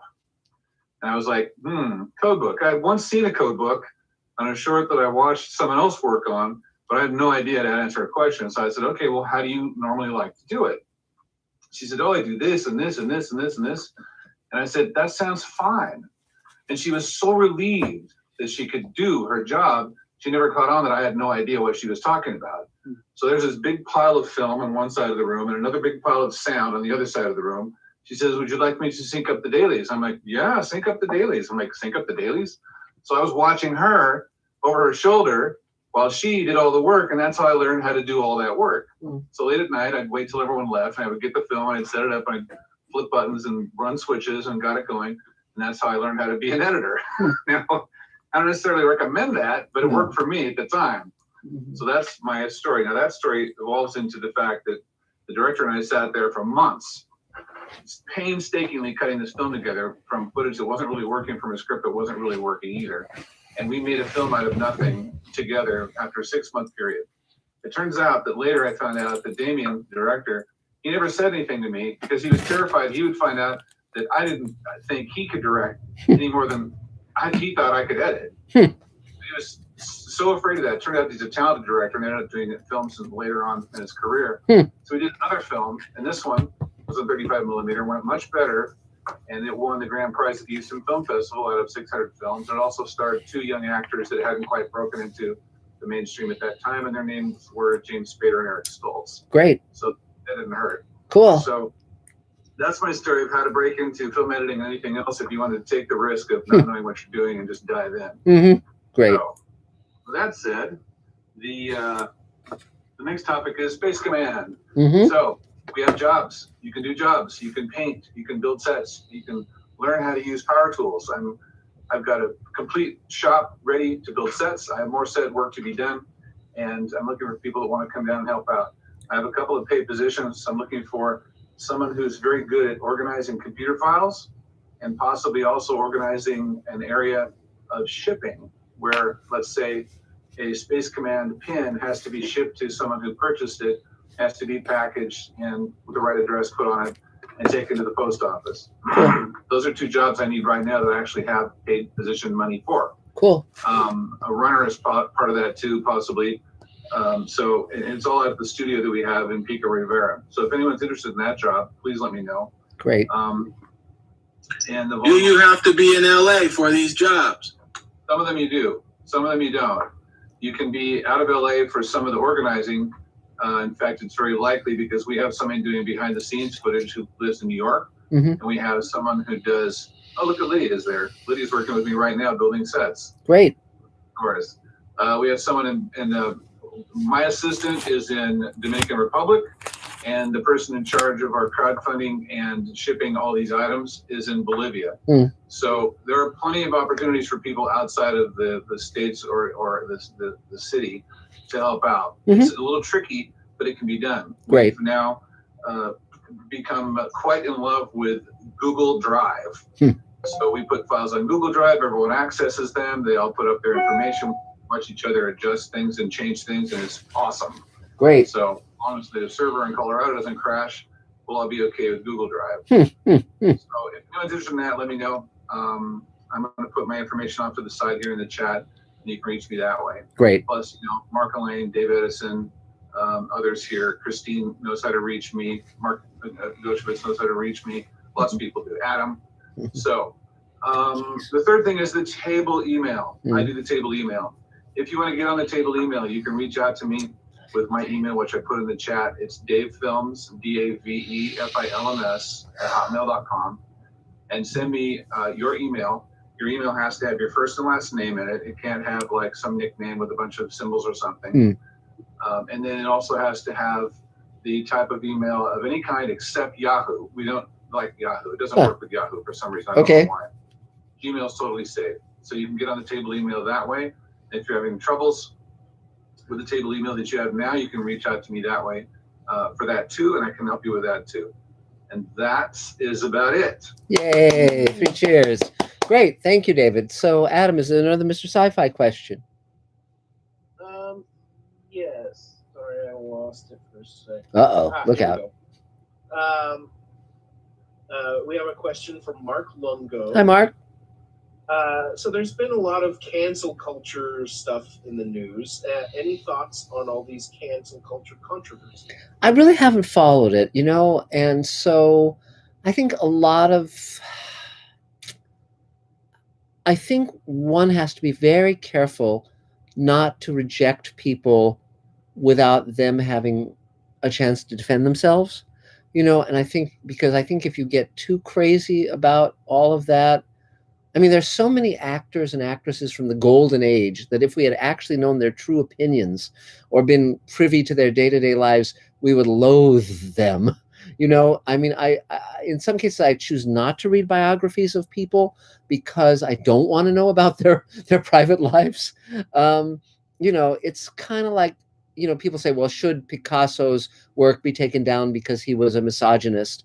Well, no, he's Picasso. It's separate. It's everyone's going to have something wrong with him one way or another if you're going to really, really bring scrutiny to the equation.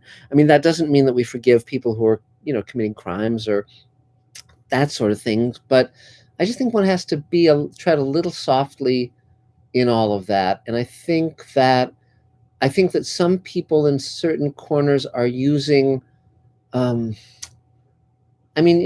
much more concerned about the fact that there are powerful forces trying to take people's votes away, because I think everyone should have a vote. I don't think there should be an electoral college. I think that one person, one vote, and I think that everyone who's eligible to vote should get it and be able to vote easily. I mean, those are issues that are much more important to me than who's, it's like, Meghan and Harry and the royal family and all of that. I mean, okay, fine. I've seen the Queen's throne. I took a photo with it at the House of Lords, but I don't spend my days and nights worrying about, all that stuff. It's like I've got work to do. So sort of a rambling answer, but there you are. So now I guess, Nina, you're next on my screen. Go for it. Hey, I got a new Zoom thing going, so I'm a little disoriented here. Hello, baby. First of all, Mark, yes. Thank you for saying this so succinctly and so well put. I feel that a lot, like every day. So I was happy to hear someone else echo the things that go on in my mind. So thank yes. you. Yeah. And Elaine, thank you for reminding me that even if I haven't moved a mountain, I may have moved a seed or a speck, and it's my damn speck. Mm-hmm. Yeah. Okay. I moved it. Okay. Good. So thanks for reminding me of that last time. Have a couple of reading auditions that are still Zoom. We're still Zooming out here. They're telling us the theaters are opening, but I've just been cruising for auditions, and there's still no auditions out there, live auditions. But I did find a couple Zoom things, which should be fun, and yeah. I have to learn that. Yeah, I'm working on. I'm going to take a class on how to film yourself for auditions. Great. Which I've been neglectful of because I've been out of it for a long time. So getting those motors running again has been a lot of pushing specs around, but it's still happening. So that's about it. That's all. Okay. Just pushing my little molehill. Okay. And I love you all, and thank you for your inspiration, every single one of you. David Bartlett, I love your stories, man. Great. Yay. 3 cheers. I love everybody's story and where we're all at and the struggle that we're in. But, it's a struggle if you choose or it's a path. Mm-hmm. So for this moment, maybe the next 15 minutes is path. Maybe a struggle in a half an hour, but right now I'm in a path. That's it. Great. Thank you. Great. Thank you, Nina. So do we have another Mr. Sci-Fi question, Adam? Yes. Our next question comes to us from Gregory Krug. Hi, Greg. I keep mispronouncing it. I believe it is Krug. He asks, I assume the idea for Planet of the Apes was directly inspired by I shot an arrow into the air. Are there any similar stories that predate those things? Well, first of all, Planet of the Apes wasn't inspired by that. Planet of the Apes was based on a novel, as Mark Gushwitz knows, by the French author Pierre Boulle, who also wrote Bridge on the River Kwai, and it was called, Monkey Planet in England, and Planet of the Apes here, and Planet des Singes in France. And then Rod Serling was hired to adapt it into a screenplay. Are there stories about space travelers who leave Earth and think they're elsewhere and they discover they're on Earth? There must be. It's such an obvious gag. It's not one I've come across because anyone who knows science realizes how ridiculous that idea is because you'd be on a planet with the same Earth, the same atmosphere, the same. I mean, on Journey into Space, the radio program that I'm a big fan of in the early 1950s, they had them time travel and they're back on Earth, and at first they're not aware that it's Earth. They think it's another planet, and then they encounter aliens and ape men and so forth. That's sort of a similar thing, but that's the only thing that really comes to mind. I don't remember anything off the top of my head, so but there you go. So let's see, Mark Gushowitz, you're next on my screen. Go for it. Okay, so all right, my name's Mark. I'm an editor. I want to add to Dave's story about just having faith in yourself, because I've never really told any backstory about breaking in or getting my first job or anything, but it kind of applies here in the sense that I learned how to edit by cutting on film. Huh. And I had no idea how to cut on a computer, and I had no money to learn. So I knew how to sync up dailies on an Avid, and a friend of mine asked me to come in and do that. And when his editor left the project, I kind of took over as editor, not knowing what I was doing. But because he was a friend of mine, I felt very comfortable in the learning phase. So when I was done with that, he then recommended me over to a company called Hollywood on Set to cut behind the scenes stuff. And the guy looked at me and said, this is like Final Cut Pro 2, so far long this was. And he says to me, do you know how to cut on Final Cut Pro? And I was really honest with him. I said, I've never even heard of it. And he handed me a book that said, Learning Final Cut Pro 2. And he said, good, you'll be cheap, you're hired. And then I went into that job, and everything I learned was me and that book. And I've learned that you can't be scared of the unknown. I have a regular client now who will sometimes want graphics. He asked me to make the Hollywood sign into the North Hollywood sign. And, I'm sorry, the West Hollywood sign. I'm not a graphics person. And I started to tell him that, and he says, Mark, every time I've ever asked you for something, you've done it. So just do it. And then I did it. Great. You go onto YouTube, you learn it, whatever. Don't stick yourself into a situation that's going to be beyond your control, but also don't be scared to say, God, I got the basics. I think I can figure it out. Good. And so that's my stand. That's Cool. always kind of worked for me. Great. That's great. Anything else? You see, Mark? There you go. See? Yeah. Are you talking to me or to Mark Gushowitz? I'm talking to you, Mark. Okay. Yes. That clarifies. That's great. I just sometimes have to twist Mark's arm to get him to do some tech stuff, but he masters it all. Yes. Well, thank you so much. Anything else you need, Mark? It can be scary, yeah. So anyway, about me, I'm an editor. This week, I can't believe it's Thursday already. This week went by so fast. I feel like I got nothing done because all the stuff that I have been working on kind of got pushed aside so I could do a job. I got hired to do an editing job. So I was going real strong with my website. I was going really strong with my short film, but got to pay the bills. So that stuff got kind of a little pushed aside this week, but it's okay because I'm still moving forward. I just got an email from Joe Doherty about coming on my podcast. He's all in. I just got to have the back and forth conversation with him to kind of iron out all the details. So that's kind of cool. Thanks for me. That's for connecting us. I have a question since this was brought up only 10 minutes ago. So I'm choosing movies that I want to review, and I'm also watching movies from people I'm going to have on my podcast like Joe. And I'm really torn because here I am going to be recommending movies, but I'm noticing, God, but if I recommend that movie, people are really going to attack me for it because it was done in the 80s or the 90s, and it's got these little things to it that people are attacking now. And it doesn't, like in Joe's movie, he did a movie called it was a detective movie that had monsters. Right. That's the Deadly Spell. That's the Deadly Spell. So I'm watching this, and because I'd always liked it, so I wanted to rewatch it before I reached out to him. And there's a little element where a cop sleeps with a 16-year-old. Okay. And it's like, well, if I'm recommending a movie that's got this, I mean, are people going to start attacking now? I think. Where are my limits? Well, no, I think what you have to say with you just issue a caveat. You just say, look, films from previous decades will have things that aren't the same sensitivities that we understand now.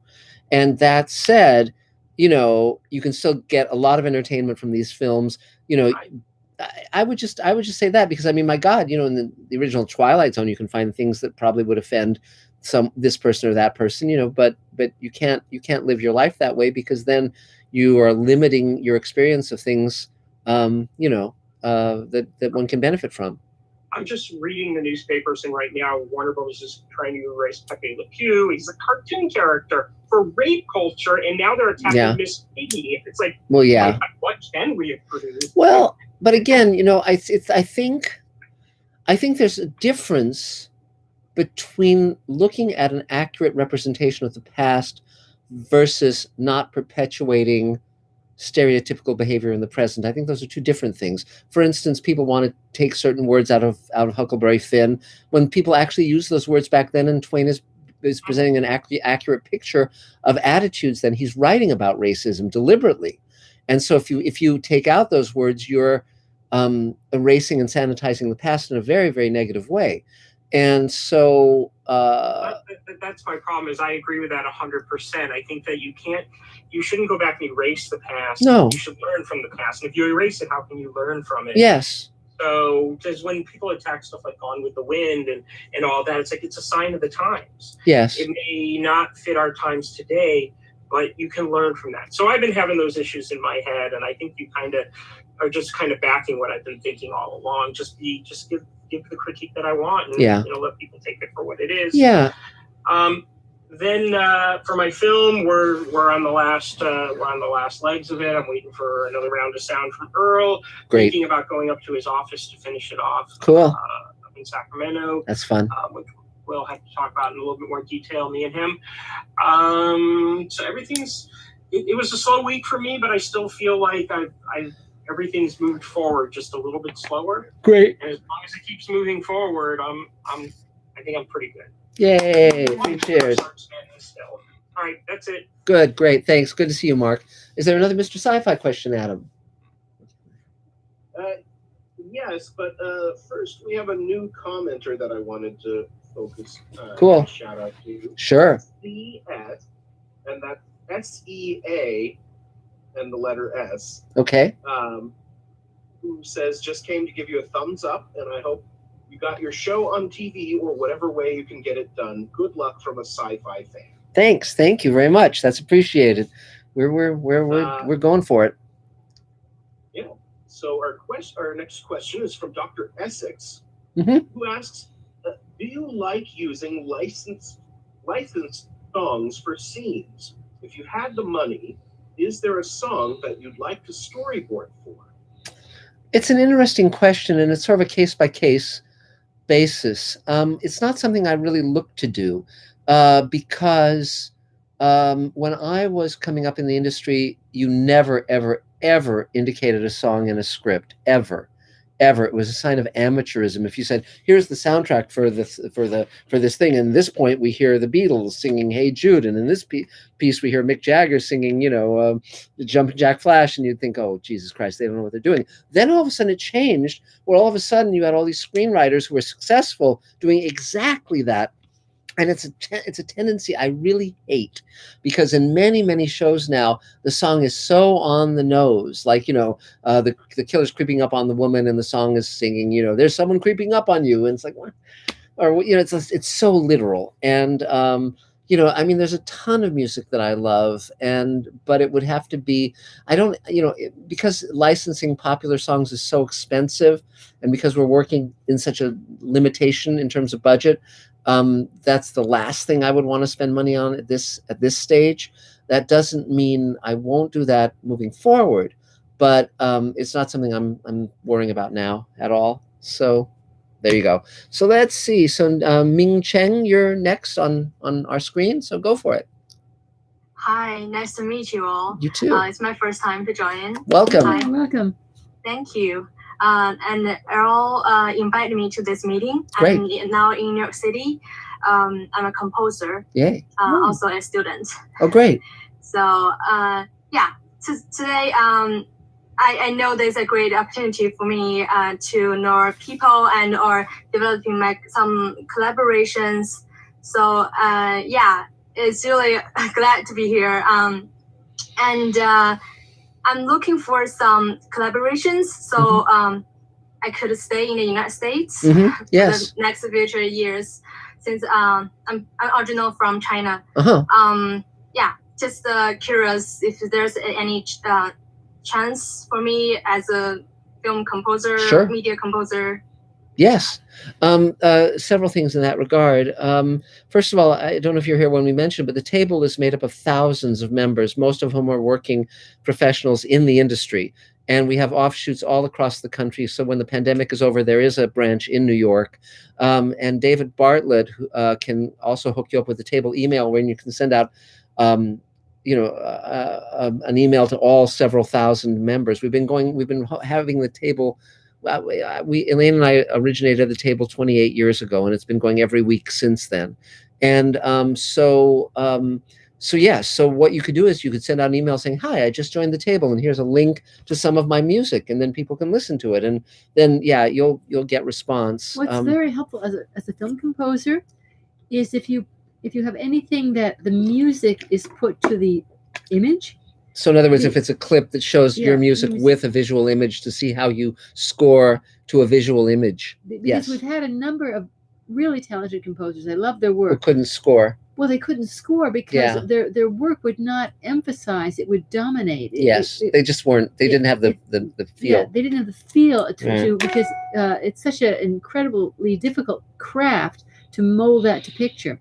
So if you had anything molding it to picture and you see where it emphasized rather than dominated, then that would be, it really had a sensitivity for it, then that would be very helpful. But there are people who really need composers, and it's hard to find one who's top drawer. But if you can get that going, the table is very good for helping people, promising them work so that you can stay in the country. Yes, we have a lot of storytellers from all over the world, and they do help keep people in the country. Yeah. So yes, but great, but welcome and thank you so much. Yes, yay! 3 cheers. Yeah, I can also put my personal website on yes, the chat. Please do. And again, reach out. David can connect with you afterwards and help get you signed up for the table. Okay. And is there a kind of material you like to score? Is there a kind of material you gravitate toward as a composer? I basically do everything. So I'm kind of more better than orchestration. But I do everything. Okay, great. And I love animation, and now I'm working some film, like a school project. Yes, that's great. So some experience like this. Cool. Well, that's great. Well, welcome and 3 cheers. Yay. She's also connected with Andrew Yang, the Democrat. Great. Individual, and her and I were going to work on some music for the next his campaign. Great, that's terrific. Great. That's great. That's great. Well, we're doing the song for him. Yes. Well, there you go. That's great. Congratulations. So Adam, is there another Mr. Sci-Fi question? Yes, we have. There it is. Speaking of seas, we have a question from Caspian Seas. Yes. Who asks, what is the likelihood of Space Command going on a streaming service like Peacock or Netflix? Well, I've been talking to some of the executives with Netflix and Amazon and CBS and all sorts of guys, so people at different places. The whole idea now is with the Showrunners Network, we're going to take out a slate of 6 shows with the idea that they would buy all 6 and promote it as the Showrunners Network, because I'm affiliating with people who've created so many hit shows. I mean, from Rockne O'Bannon with Farscape to Mark Fergus with The Expanse and so on. And so Space Command would be one of those 6, but at this point, we're in such uncharted territory. My goal is to make product, to make shows that I love and that people love. And because ultimately, I mean, right now we've got 1 million hits on the first hour of Space Command on Mr. Sci-Fi. If we get that up to significantly more, then it starts to become an audience that the networks will want to acquire, because some shows on Netflix aren't even getting 350,000 viewers. And so I can't say where we'll land or when we'll land, but the fact that I have my own channel allows me a portal to directly reach out to my fans, and that's enormously helpful. So we're just doing what we do, but definitely we are hoping that, I mean, Amazon would be good, Netflix would be good. Apple is a little funky in terms of what they're making. I mean, they're sort of hit and miss, but we'll see what happens. No telling. So let's see, I guess, Earl, you're next on my screen. Hello, Earl F. Smith, multi-award winning film composer, sound designer, sound editor. Cool. I've been quite busy finishing up Mark's film. I thought it might be a good idea sometimes for people to hear just the final little touch-ups, that we meet in person and do that. So we're discussing whether I drive down, do it in my studio in Granada Hills, or he drives up. So keeping that flexibility to his wishes. Great. I am moving from this film right to the next one. I've got another one that I did sound design for, and they want me to score. But that's about it. I've been actually building a lot of new gear. Got a couple of new capsules to record my grand piano. Cool. Wow. That's neat. Wow. I just got that a month ago. Yamaha C5 6'5" grand piano. Wow, cool. Congratulations. Thank you. So I'm actually on Mark's film. I'm going to redo all my piano tracks with the new piano. Cool. That's great. But yeah, that's about it. I want to say something just for everybody, for Earl. I've worked with a lot of people, and then when you kind of give them your ideas on what you want, they take it offensively. They take offense to it for some reason. I'm in a cable meeting. I'll call you back. And Earl's been very responsive. Good. And very communicative with me. He changed up the placement of the music and the type of music that I was looking for very much from his original. And it's been really, really collaborative working with him. Great. So if you're looking for a sound music guy, he's been doing good work. Great. Well, that's great to hear. So you should get that as a blurb, Earl. You should use that in your publicity, because that's gold. A good idea. That's pure gold. And I find a lot of composers. It's my music. Yeah. I'm like, come on, man. Your music's got to serve the film. That's and right. The director is the lead of that, and you got to take their vision. If you're not, in my opinion, you fail as a composer. Yeah. So it's customer service to me. And when you have someone, whether they're a musician or non-musician, give you ideas of what to do or to move in their direction, you end up coming up with new stuff I never thought of. Yeah. And that's great. And in the end, you're still credited as a composer. So what does it matter? Yes. So that's how I view it. And yes. I can't hurt my feelings. Yeah. Not in that area. And that's a great attitude. Great, yeah. Yeah, because if you're working in film and TV, it's a collaborative medium, and the more you're willing to collaborate. I mean, Elaine and I view everyone on our team as our partners. We come to the actors with great respect. Dave Edison longs for respect, but that's where I draw the line. Mm-hmm. But the thing is, when you're open to other people's ideas, it makes it so much better. And so I just choose my people well. And then I try not to micromanage it, like with my artists or my designers or whatever. It's like, let's see what you got, take a run at it.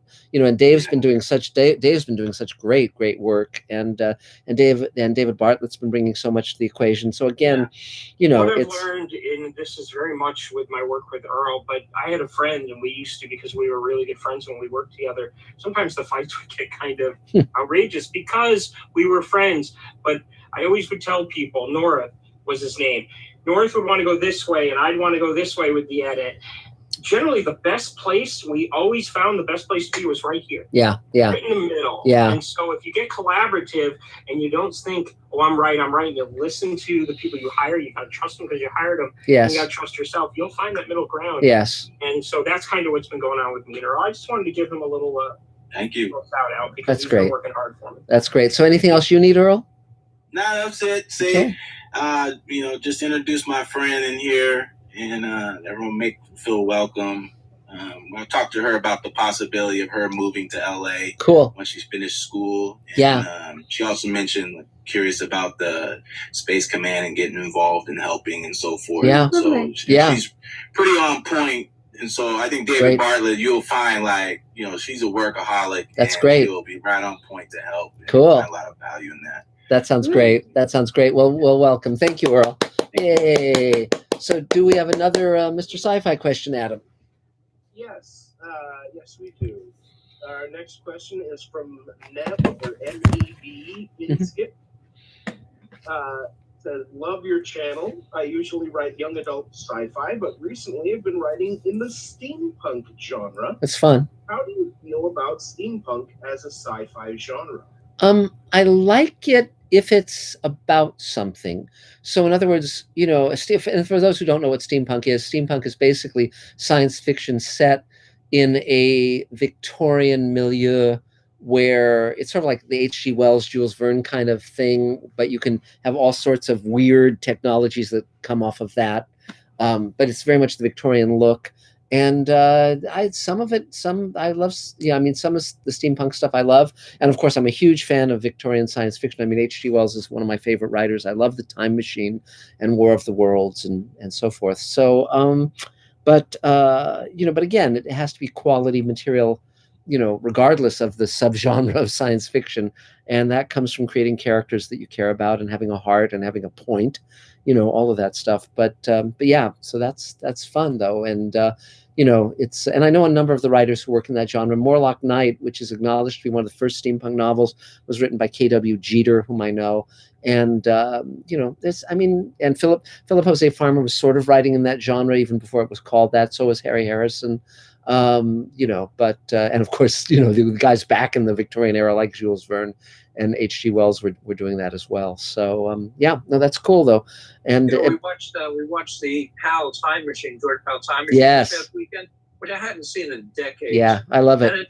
And it's a nice little film, and the Time Machine yes. itself is gorgeous. Such a great prop. We got it on the disc, so the documentary was interesting as well. We said, what the hell? Let's take another look. Yeah. At 2002 remake. Terrible.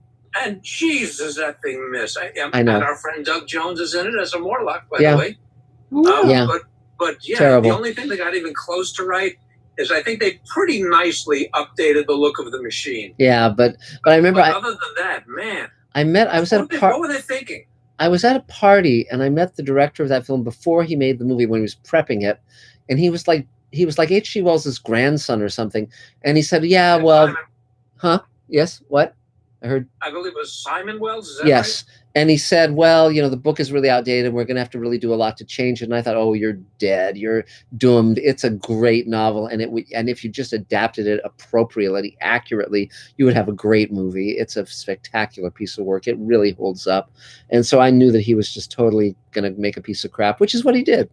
And, that's a shame. There's so much waste of talent. But the original one, the one from 1960 with George Powell and starring Rod Taylor and Alan Young is a wonderful film, for all of its datedness in certain areas. So yes, I agree with you, Dave.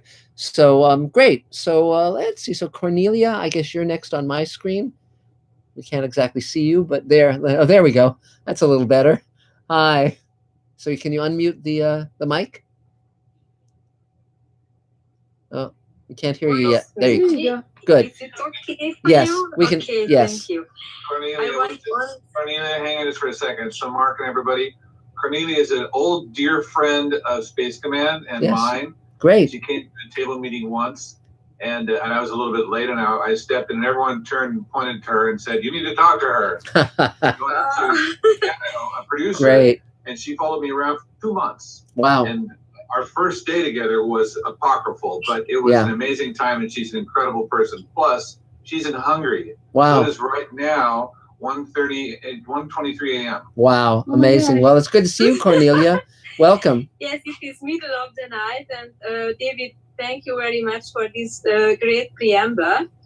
I want only say nice greetings to you. Long time without you, and it was a hard time for me without you. I want to go back to you. Yes, yes. It was really, really a very good experience for me, and I miss you. Yes. Well, it's good. It's good to see you. It's good to see you, and we welcome you having you back when the pandemic is over. It'll be great to see if we can. I mean, I love the fact that we meet such interesting people through the table, and yeah, you were great fun to work with, and I still have the book that you gave me. Thank you so much for that book, and And thank you for your present, because these books I received books from Mark and Elaine, and also from David. Thank you very much. My luggage was full with books. I had an extra luggage, but it was. I say a very big thank you for you. It is very important for me to go things with Adolf Zukor and my experiences.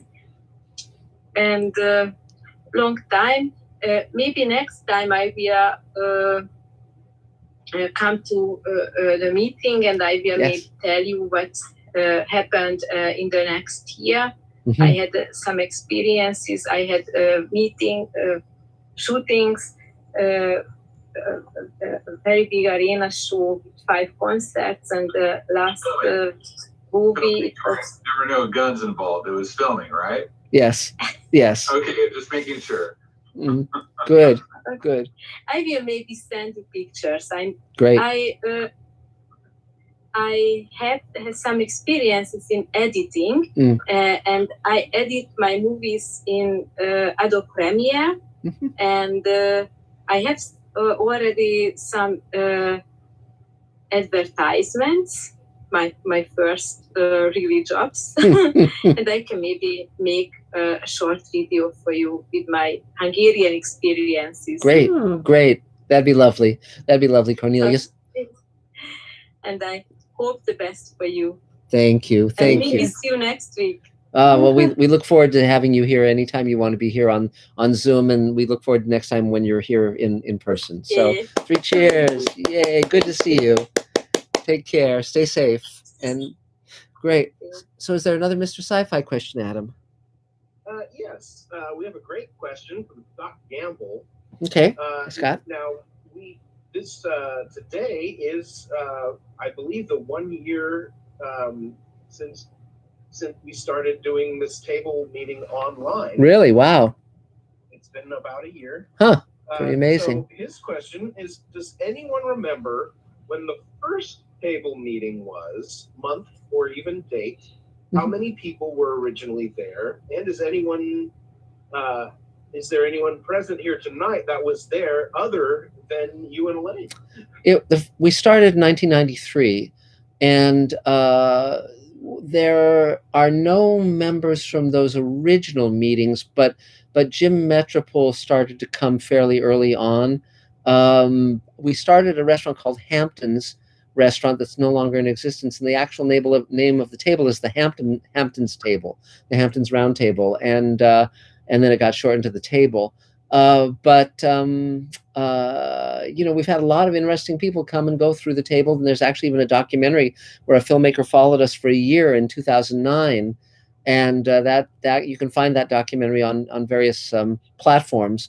It's called The Table, and it's been an amazing journey. Some people come for a while and then they go away, and then sometimes they come back, and it's fascinating. But I created it very much because I wanted it to be Hollywood the way I wanted Hollywood to be, which was supportive and non-judgmental and welcoming to people with a good heart, and and about getting the work done, about celebrating all of our efforts to make meaningful work. And it's very much been what I've wanted it to be, and it's been an amazing journey. I've gotten every bit as much out of it as anyone else has. So it's been quite something.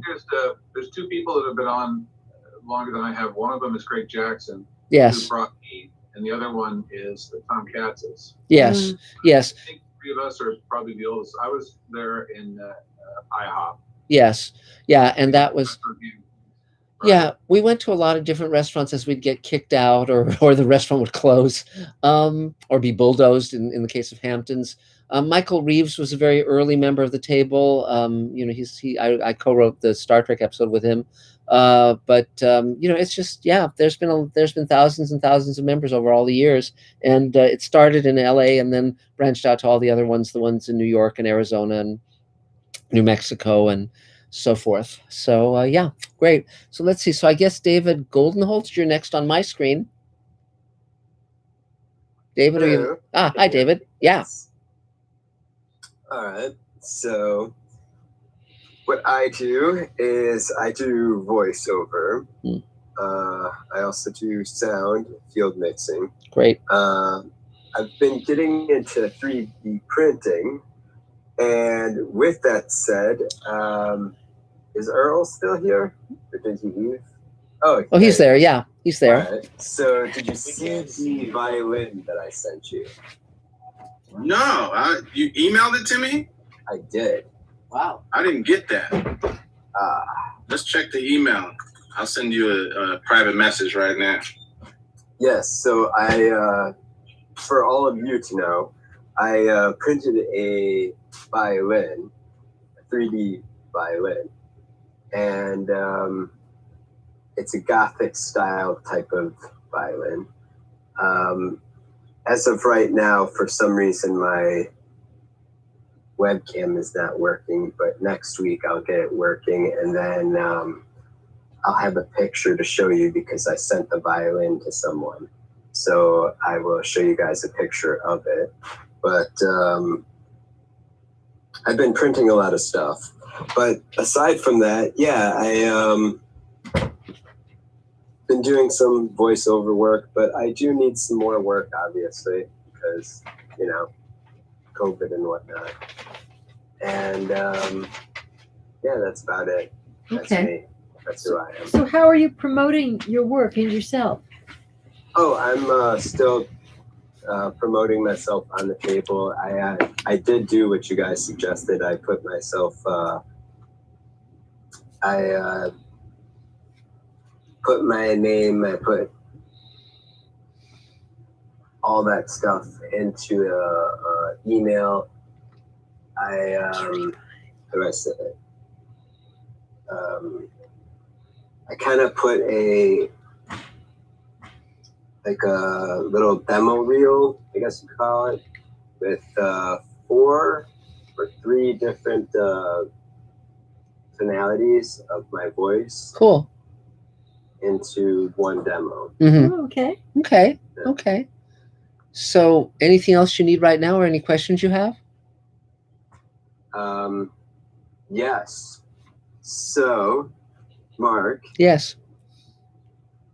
If you could pick one of your favorite comics, what would that be? When you say comics, do you mean comic book or comics like, you know, Lenny Bruce? I would say comic book. Okay. Well, one of my favorites is right here, so I can actually show you. It is, let me find it in there. I'm trying to find it. Here we go. Weird Science. Weird Science by EC Comics.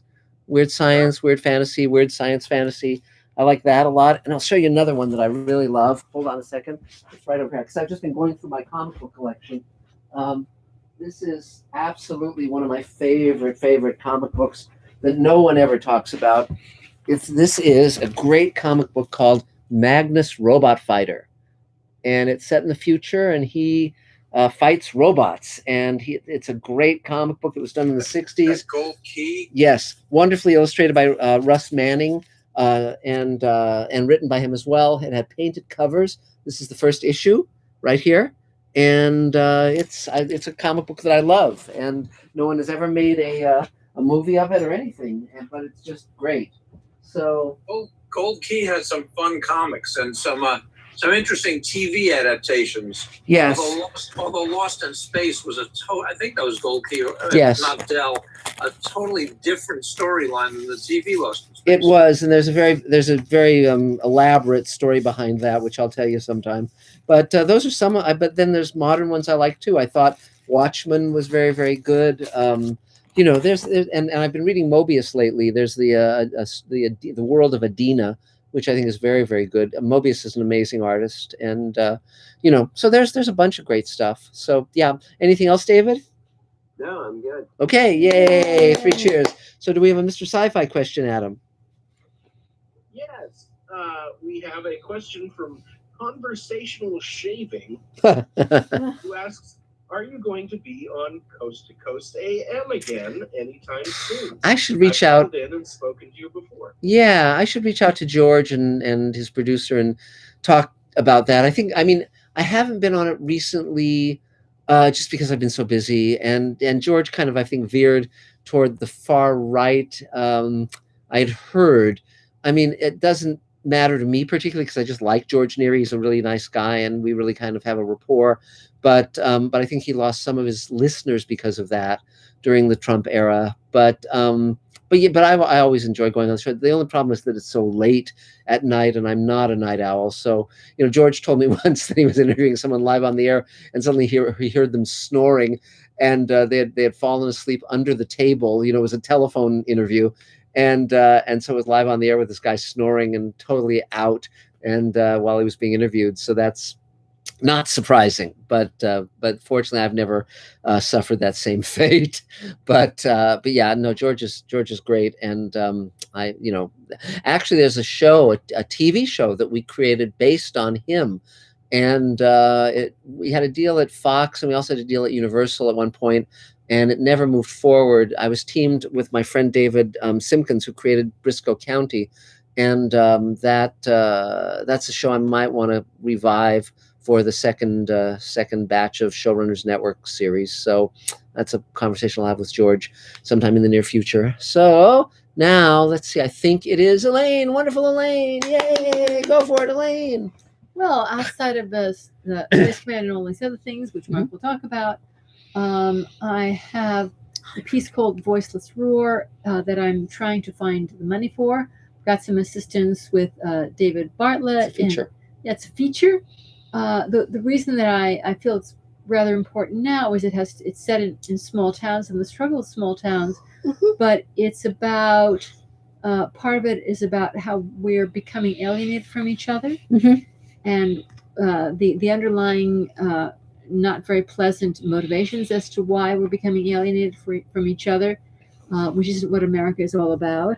And so it really is about us remembering to listen to each other and not be manipulated by people who do not have our best interests at heart. So it's called The Voiceless Roar, and just right now seeking out producers and money for that. And that's it for me. Great. Yay. Elaine, 3 cheers. So is there another Mr. Sci-Fi question, Adam? I think I can dig up one more Mr. Sci-Fi. Squeeze it out. Yeah. Let's see. Here's a question from Dr. Essex. Thanks. Is there a foil or villain coming up in Space Command worthy of Loki or Q from Star Trek Next Generation? Yes. There is. And actually, there's a number of adversaries that will be coming up that are going to be really interesting. And we don't want to talk too much about them yet. But yeah, there will be. And so it's, watch this space. And so, yes, there will be. And it's fun because I've been sending out the first 6 hours of the show to our investors and some of our actors. And they've really been blown away when they can really see that much of what the story is. And it really, because we know where we're going. And so that's very, very fun. So, okay, Can I great. say something about that? Mm-hmm.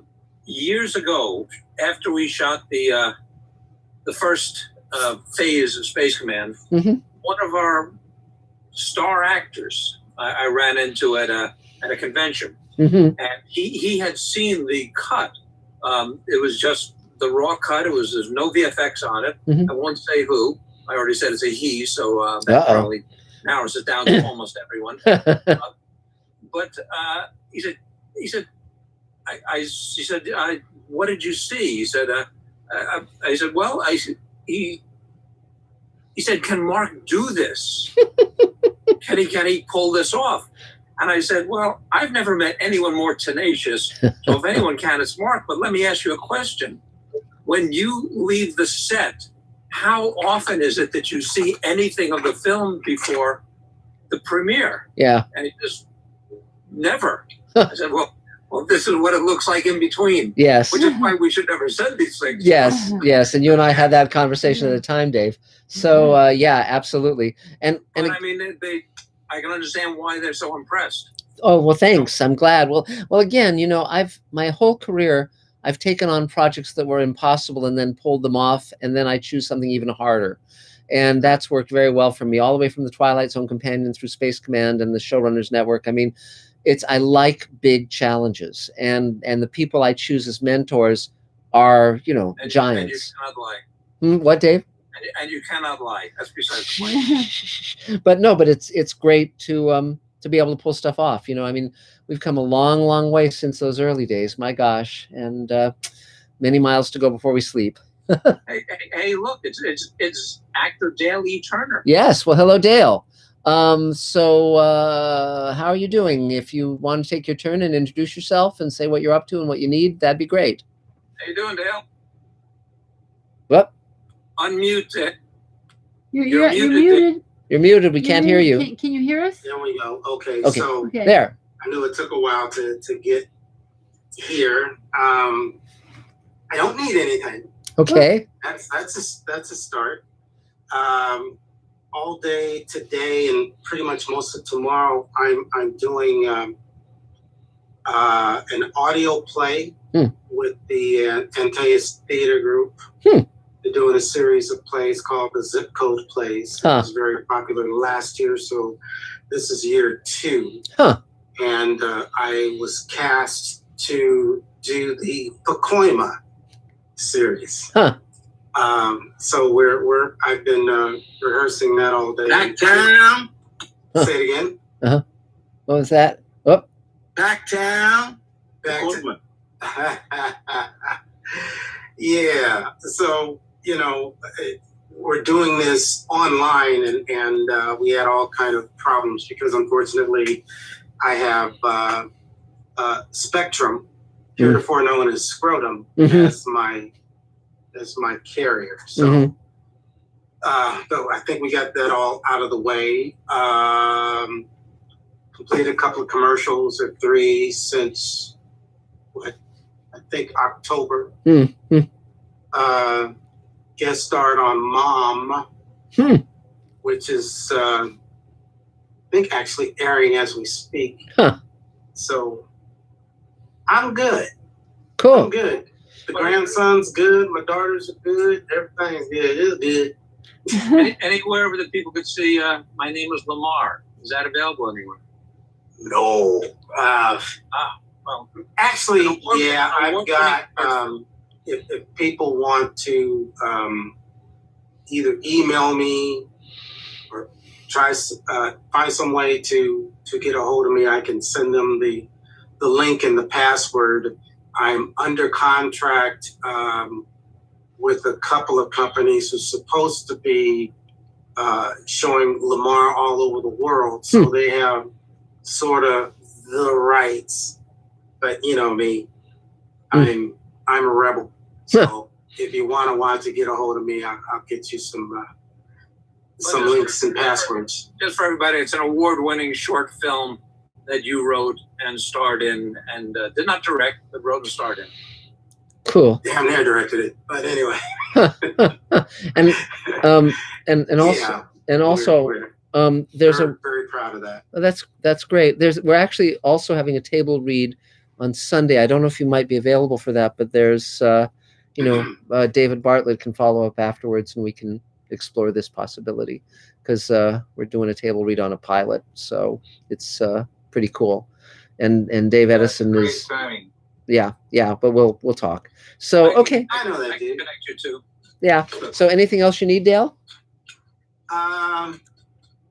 No, I got a new battery yesterday because I sat in the parking lot during the pouring rain and my car didn't start. So yeah, I mean, I'm good. I'm Great. I'm really good. Well, I need hair, but that's, can't do anything about that. Yeah, well, there's well, the hat's good.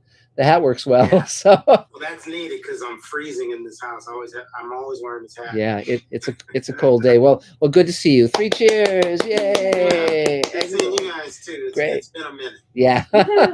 So Adam, is there another Mr. Sci-Fi question before I take my my twain? And Dale, check the chat. I put my text in there for how to reach me. Okay. On the chat. Okay. Great. Thanks. Great. Okay. Cool. Adam. I'm sending an email to both of you. Okay. Good. Thank you, Dave. There we go. That was them giving me time to scroll back. I think I missed one. Oh, interest. Actually, that's a really good one. Another question from Dr. Essex. Okay.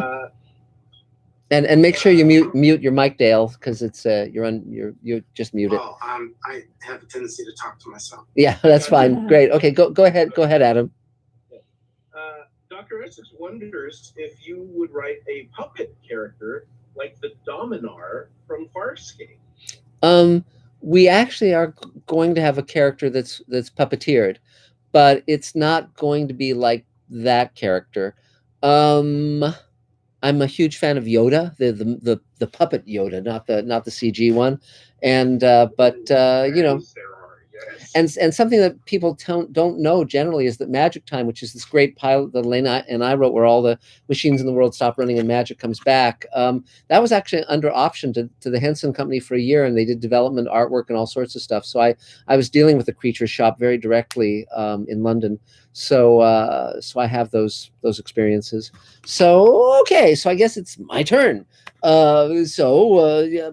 Things are happening. My God, we're working on the comic book, the Space Command comic book, and the animatic, and plugging in VFX shots. We're almost done with the visual effects for the second hour. We have the third hour, which is in rough cut.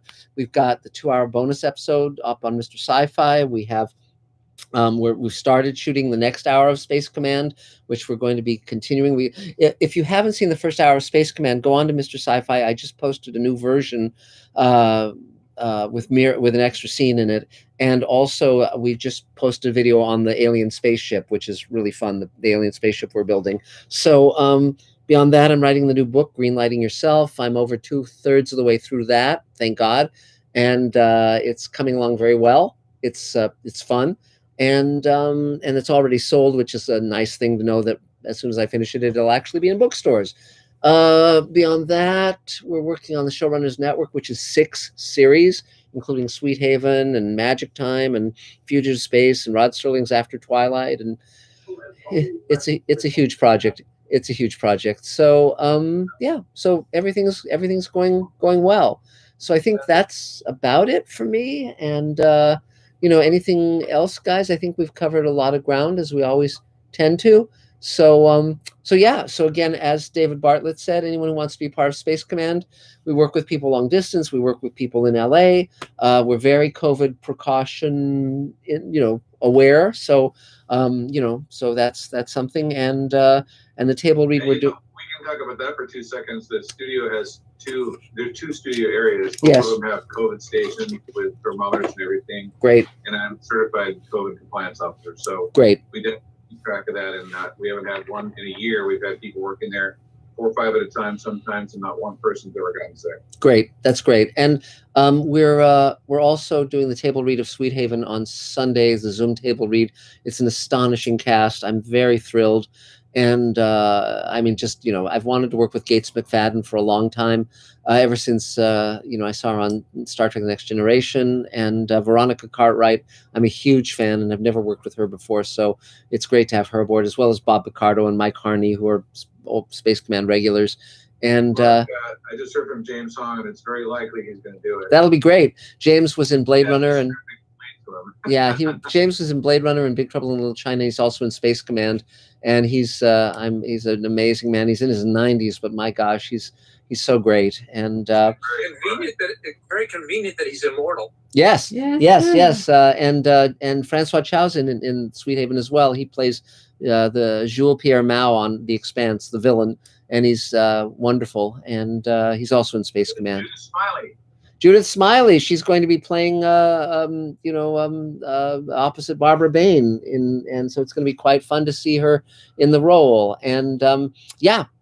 So we'll be sharing some of this stuff with you as we continue forward.